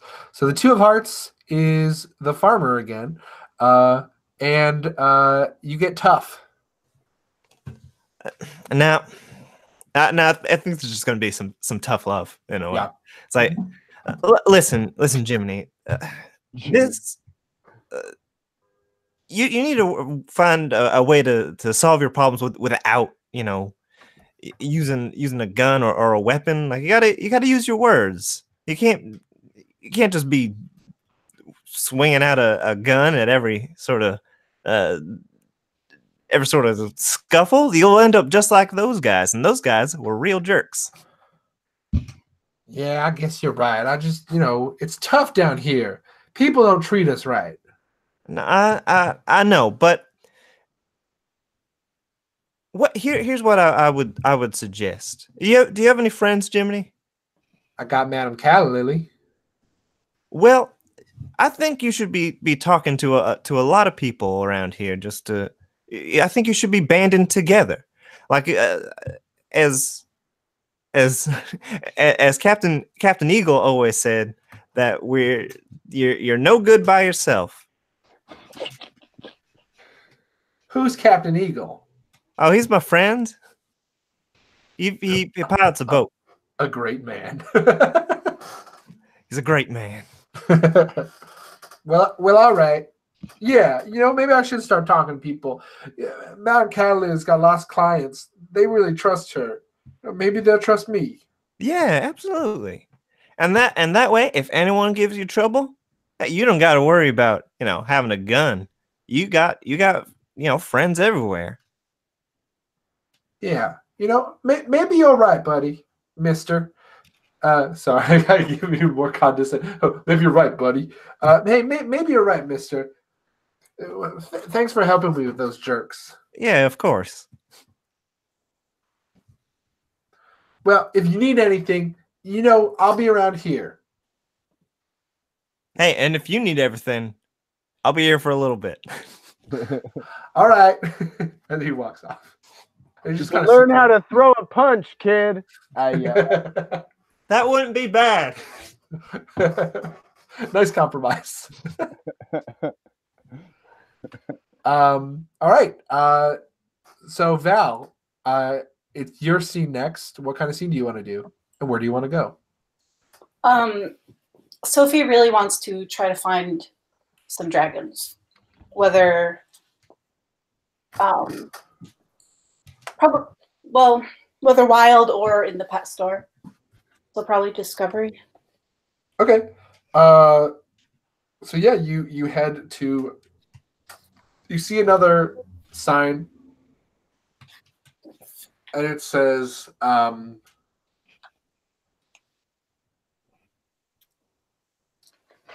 dragon breeding for divine companionship. EST, and it's just 10 years ago.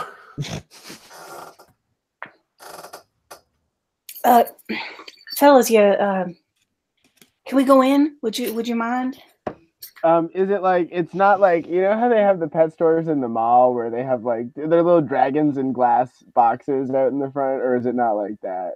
I think there's like a Is it sad like that? Yeah, exactly. No, I don't think it is. I think these dragons are you step into this place. There's no like windows that you can see through. There isn't glass windows. You step into this place and there are just like, it's almost like they're perches all over the place. It's like an aviary, and it's a kind of a higher ceilinged wooden structure, and there's just like on the rafters and all over, there's just these dragons perched, like a bunch of owls or whatever, and they're just looking down at you. And none of them seem to be chained to anything, and you see some of them just sort of flat past. The floor is just covered in dragon guano. So that's a little gross. And you can see in the far end there's like a desk, like a counter, and a woman with big leather gloves on sitting on the counter, and she's got like a cat-sized dragon sort of on her arm, and she's feeding it bits of meat. Hi there. Well, hello, welcome. You folks don't look like you're from around here. And she strokes the dragon's head. We get that a lot. No, ma'am, we are not. You folks outsiders? Well, yeah, technically. Well, we haven't had anybody new around here since us. Ain't that funny? That's pretty funny. You folks, you're not in trouble, are you? Oh no! In fact, we just broke up some trouble outside. Well, thank you for that. I heard a commotion. Well, how can I help you? Well, I'd like to know about raising one of these dragons, about having one as a companion. Well, it's not really. I mean, every person down here, we've all got dragon companions, of course. But well, are you thinking about converting? Yeah. Yep.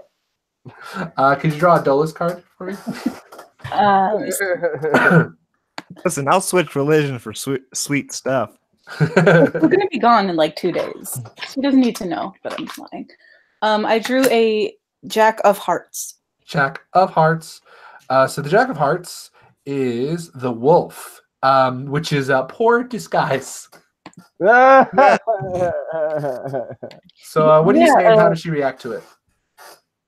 Well, I'm gonna try to play it off like definitely the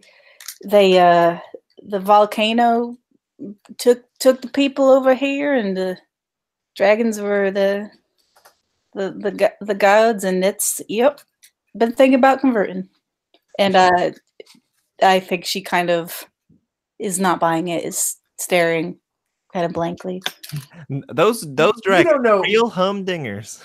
You don't know nothing about our faith, do you, honey? You just want a dragon. Well, mostly, yeah. Well, unfortunately, dragons are only for people who are followers of the faith. You understand? We don't have, these aren't pets. These are divine protection.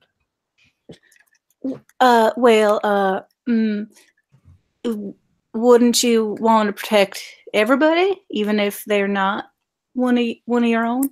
Well, everyone who takes the Lord into their heart, the Lord of the Mountain, certainly. The protection, it wouldn't be any good to you to have one of these dragons. I mean, the protection of the Lord of the Mountain, it only extends to those who open their hearts to the Lord of the Mountain. You understand? This isn't a game for us. Like I said, they're not pets. These are holy creatures. And I don't mean to offend you, but you're keeping one without being converted, it would be a profanity. But what if a dragon chose me? Well, then that would be a sign from the divine, but I don't these dragons they don't just choose who they like. There's a first for everything. I'm gonna, behind my back, I'm gonna take some of the beets out of my bag and try to behind my back, try to kind of wiggle it around, wave it around a little to try to catch a dragon's attention. Okay, I think I'm gonna have that be like a it's gonna be a TCBV draw because you're sort of drawing on your knowledge of sort of appealing to animals. Yeah. So yeah, draw a TCBV. 10 of diamonds. 10 of diamonds. So the 10 of diamonds is the hill, and TCBV is patient. Interpret. Patient. Can I draw again since I have 3? Yeah, you can definitely do that. 7 of diamonds. 7 of diamonds is untrained. Untrained.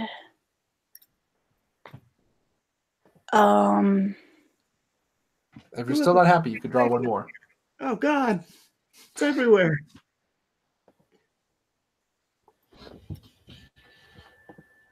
But the next draw you do is the one you go with. I think I wanna try to go with this one. Okay. I think that maybe one dragon notices that I have something and maybe doesn't even realize it's food, but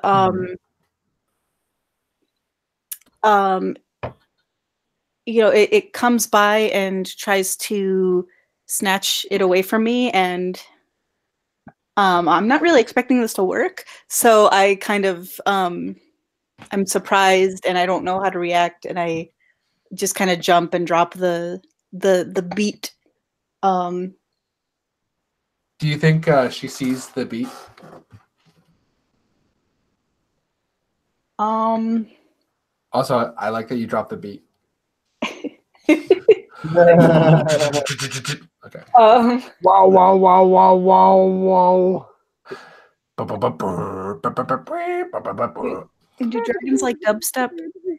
Dragons love dubstep. Yeah, they love it. Yes. Wow, wow, wow, wow, wow. Yeah, I don't know. I mean, I don't I don't necessarily want her to see that I was trying to lure this dragon, but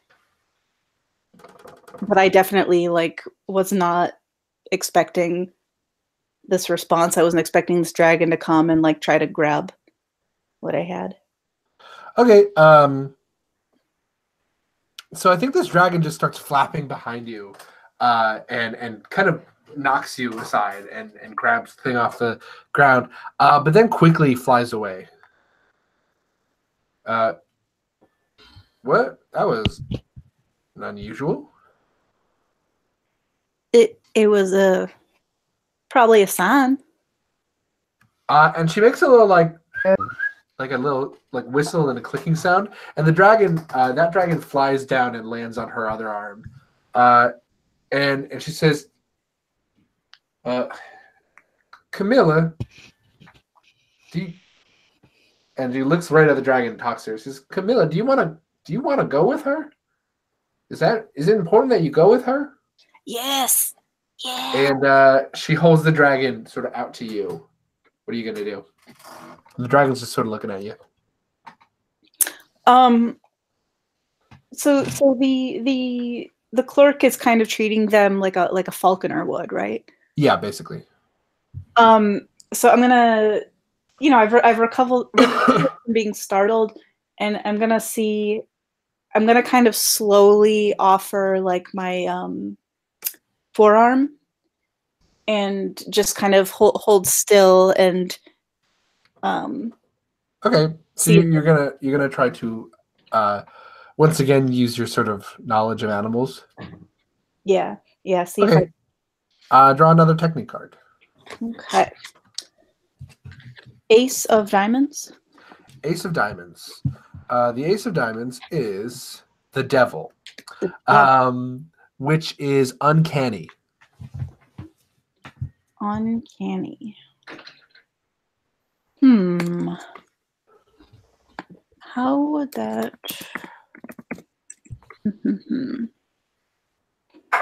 Strange or mysterious? Yeah.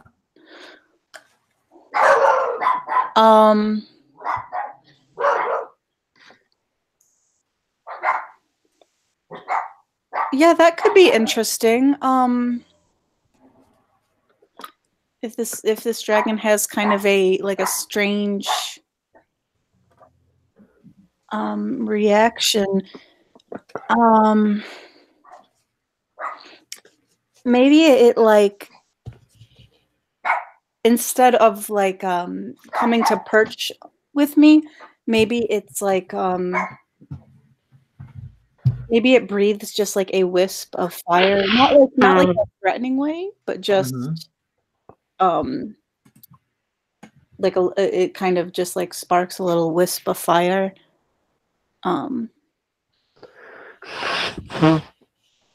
Yeah, like that.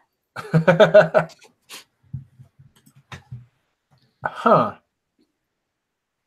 That's odd.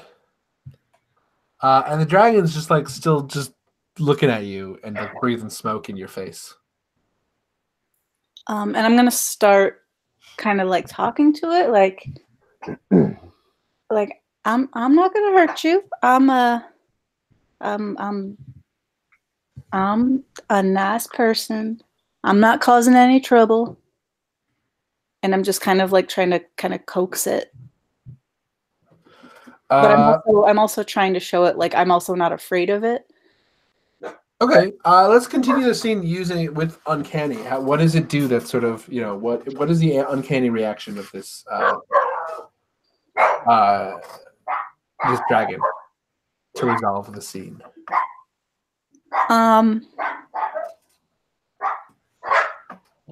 Or you could draw another technique card if you want. It's up to you. If you don't have any. So. I think so. Okay. I'm not sure how to Yeah, I'm not sure how to play that really. Okay, or you could I could pull the thread and finish the interpretation for you. If you want. Yeah. If you have something. Okay, I think it does do this thing where it blows fire at you. And what's uncanny is it's uncanny to her because she's never seen a dragon show so much interest in someone. And the dragon is just looking at your face, and it looks at weirdly, almost intelligently. It looks at the other two of you, and then hops down to the floor and sort of just walks around all of your legs, and then flies to the door, and sort of gets up on its hind legs, and it's like the size of a small dog, and it grabs the doorknob and opens the doorknob, and sort of pushes its way out, and then looks back at you like, "You coming?" And the breeder is just speechless, and the dragon's just waiting at the door expectantly. I think that means it likes me. I suppose so. Carry on then. Thank you for coming in. I don't have a lot of money, but I have some. It's fine. Just go. All right. I'm sorry. And I feel bad, but I'm also like, oh, there's a dragon, and so I follow after the dragon and try it. I really want to run to it, but I don't want to, startle it. So I just kind of follow after it. Yeah, and the dragon is just sort of walking at your feet, some kind of lizard dog cat, and just sort of keeping pace with you. And and that's the scene. Nice. Okay. Next up in the list of people is Chris. What kind of scene do you want the next scene to be? Well, I know we just had a discovery scene, but I feel like Excuse me. I feel like this is leading to some sort of a discovery. I feel like this dragon's gonna show us something. Yeah, you could do an additional discovery. Yeah, yeah, that seems to be what makes the most sense to me. I think the dragon starts walking towards the temple. The temple. Yeah. I mean, I'll follow it. Yeah. You guys coming? Yeah, I mean, naturally, I'm into it. I'm gonna follow it. And Chris, since this is your setup of the scene, what does this temple look like? The temple. This is still underground, right? Yeah. I mean, I figure like most of the other stuff, it's like carved into the, into the actual kind of side of the plateau or on the inside. Mm-hmm. So like it's probably like hold on, let me see if I can find. Like I imagine it's like stone carved like glyphs or hieroglyphics or whatever like on the wall outside, and then probably just like a simple door that when you like go into it opens up into this like massive sanctuary or whatever. Mm-hmm. Not exactly like Petra, but kind of like that, you know what I mean? But on the inside of a plateau instead of the outside of a cliff. Okay, yeah. I get that. But like maybe like not quite like I'm imagining like not like columns like that. I'm imagining that it's just like a door, and like the wall that the door is like hewn into has like pictographs or like symbols or whatever carved into it. Not so much like the actual facade of a building or whatever. Yeah, no, that makes sense. I imagine they're, dragon oriented. Yeah, probably. Yeah, I mean, I'm sure it's like that's what I was imagining. Like some sort of rendering of the mythology of the religion or whatever in like pictographic form. And you see the dragon is sort of glides up to the front of this and starts scratching at the door.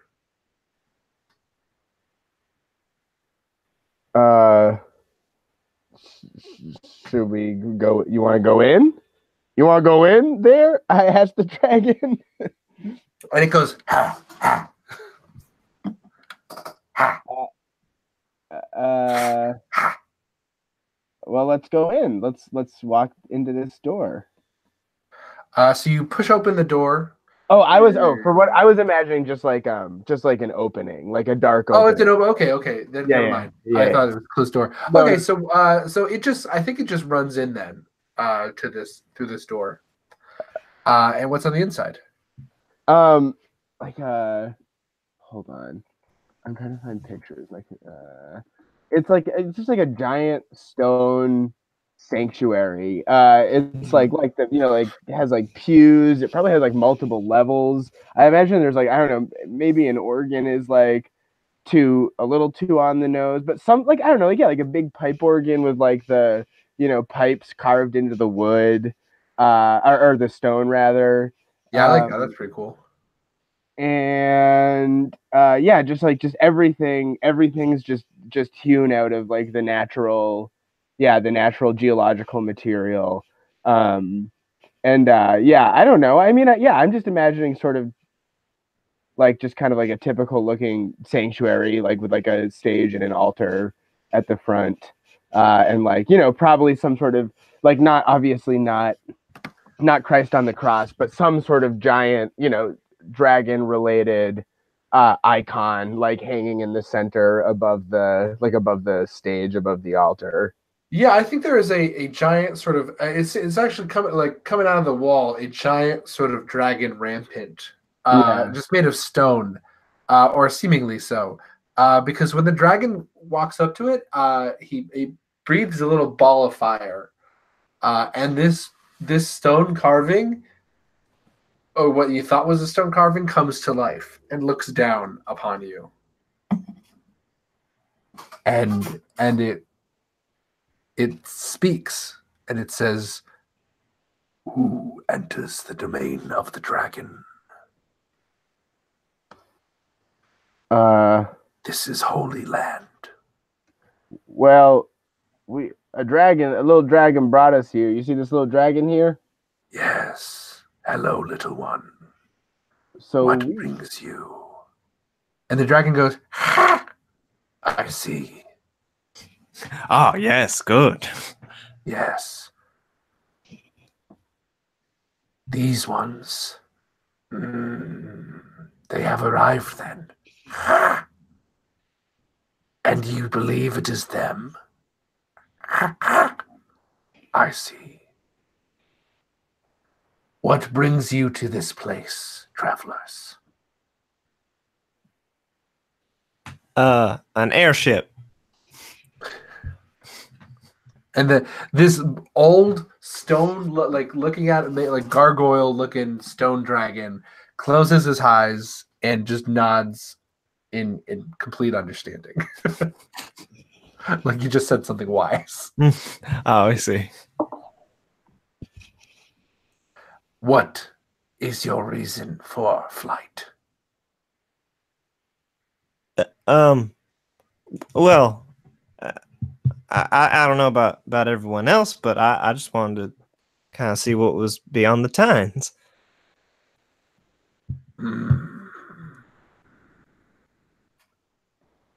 Curiosity is a noble pursuit.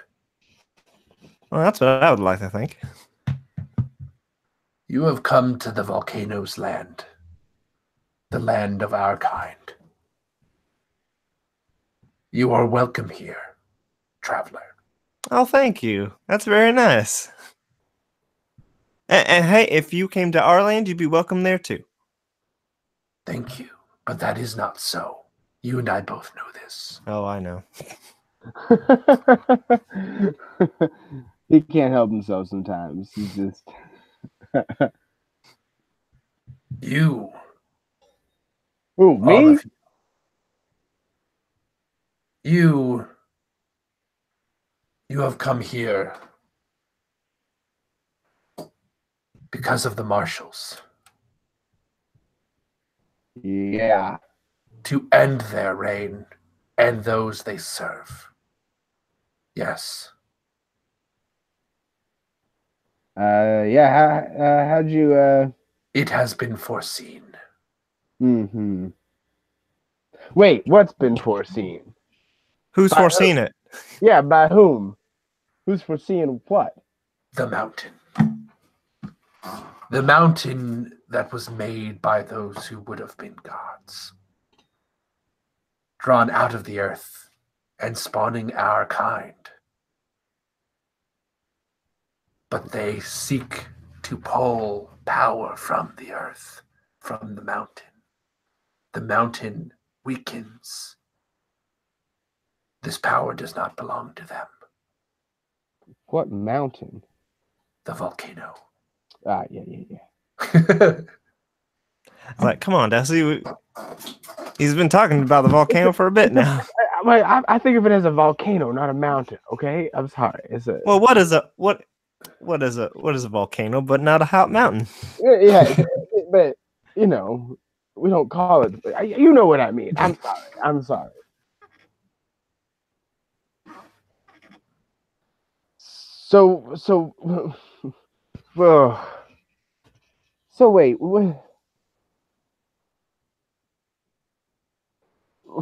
Yes. I'm confused here.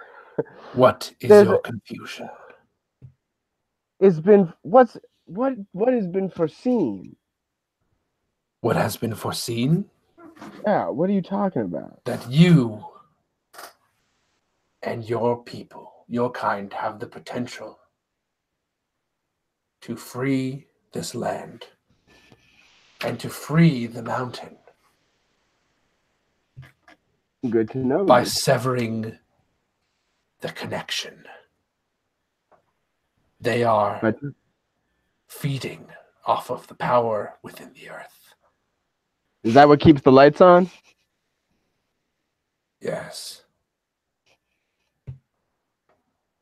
They draw it like a parasite. And in drawing it, they unleash the rage of the mountain. The mountain would be calmed, but for their intervention. They do not deserve what they take. They have not asked, and they have not earned. Well, how do we cut off the power supply? There is a machine deep in the tower. Or, yes, deep in the tower. Sorry.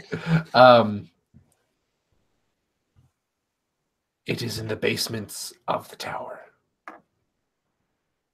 Through the miasma.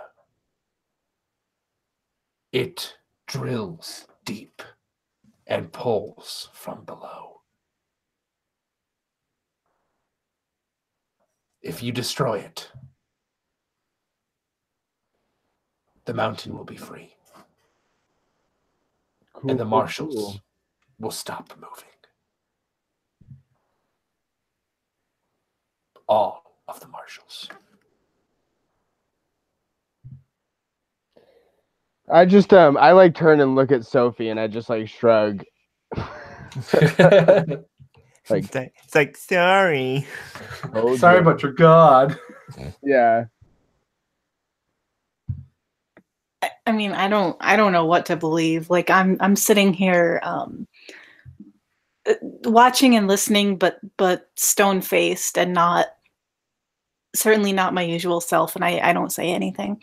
I think that the small dragon comes up to you and just sort of curls up at your feet. It sort of looks up to you with its lovely effervescent eyes. You say it looks like it's the size of a dog, yeah? Yeah, like a small dog. I'm gonna kind of bend down and like see if it'll let me stroke its like the top of its head. Yeah, it seems into it. Okay. It's down. Yeah, this dragon's down. Yeah, I pet it and I am clearly lost in thought about this.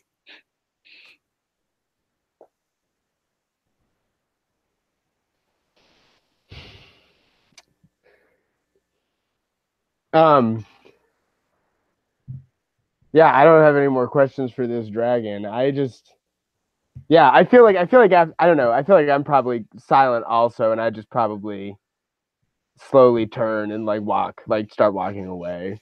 Wait. What? You cannot do this alone. Well, I'm not doing it alone exactly. Which will you have? Will you have fire? Or will you have scale? Or will you have claw? Fire sounds pretty good to me.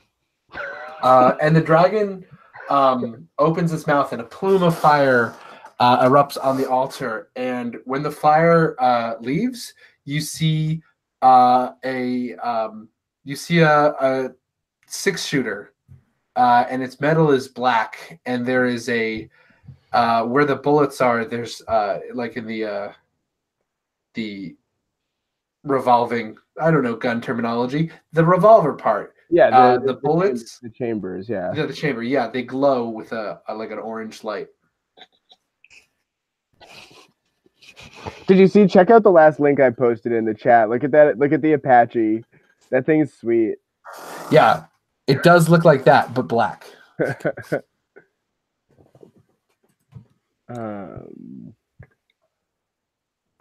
I'll take it. Right. So what this is an arcane summoner. Specifically, it is a Kratos summoner. So it's a magic gun. Actually, no, it's a it's a basically you have a magic gun now. Yeah, cool. Anything a magic gun can do, this can do. And it modifies specifically Kratos. Cool.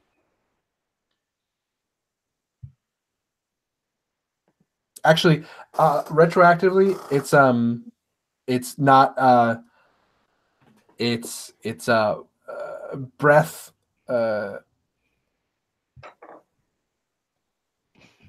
breath, scale, and eye is what it is. It's not claw, it's eye. I've changed my mind. Sorry. And it looks at you now, Tim. Cass. It looks at Cass and says, I was like, who the fuck's Tim? Wait, what were the choices again? The choices are breath, scale, and eye. Like scale sounds neat. Like, is that like something that you weigh with? And then or... it blows a plume of fire. And there you see it folded is a black duster. And when you look at it, it's made of a strange kind of like snake-like leather that sort of is iridescent. So when you lift it, it sort of kind of shines a little bit. The black shines in a little bit of a greenish tint. And it seems to be, you can feel there's a texture of scales on it. But it's just like a long duster. Oh, this is really nice. This is a really nice coat. Thank you. And I didn't bring anything for you. I'm sorry. That is a Soder Arcane Summoner. And you, Sophie. I know you do not believe. You have doubts. But there is danger, and I would not see you, who has been chosen by one of my kind, harmed. Which do you choose? Breath, scale, or eye? Well, I'll choose eye. And it blows a plume of fire. And this is the smallest object that has appeared so far. It's just a pair of spectacles. But they're like those old-timey spectacles that have the sides on them. They're like sunglasses. Mm-hmm. Like this old-timey with the Hell yeah. illustrated picture. Hell yeah. Well, I don't really need glasses. I mean, I can see pretty good. These are not any glasses. These will give you, and they have a they're black with a like a red tinted lens. Cool. These will help you see the unseen.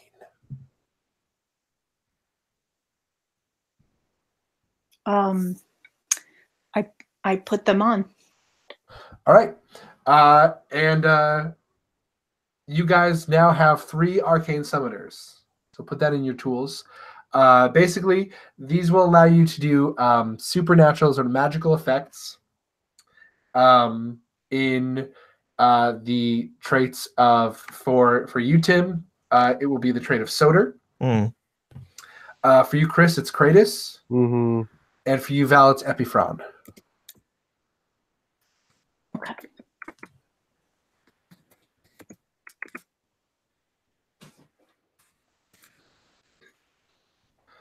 And I'm not going to bother explaining how these effects work because we've established that while this is more of a sci-fi environment, there's some magical stuff happening.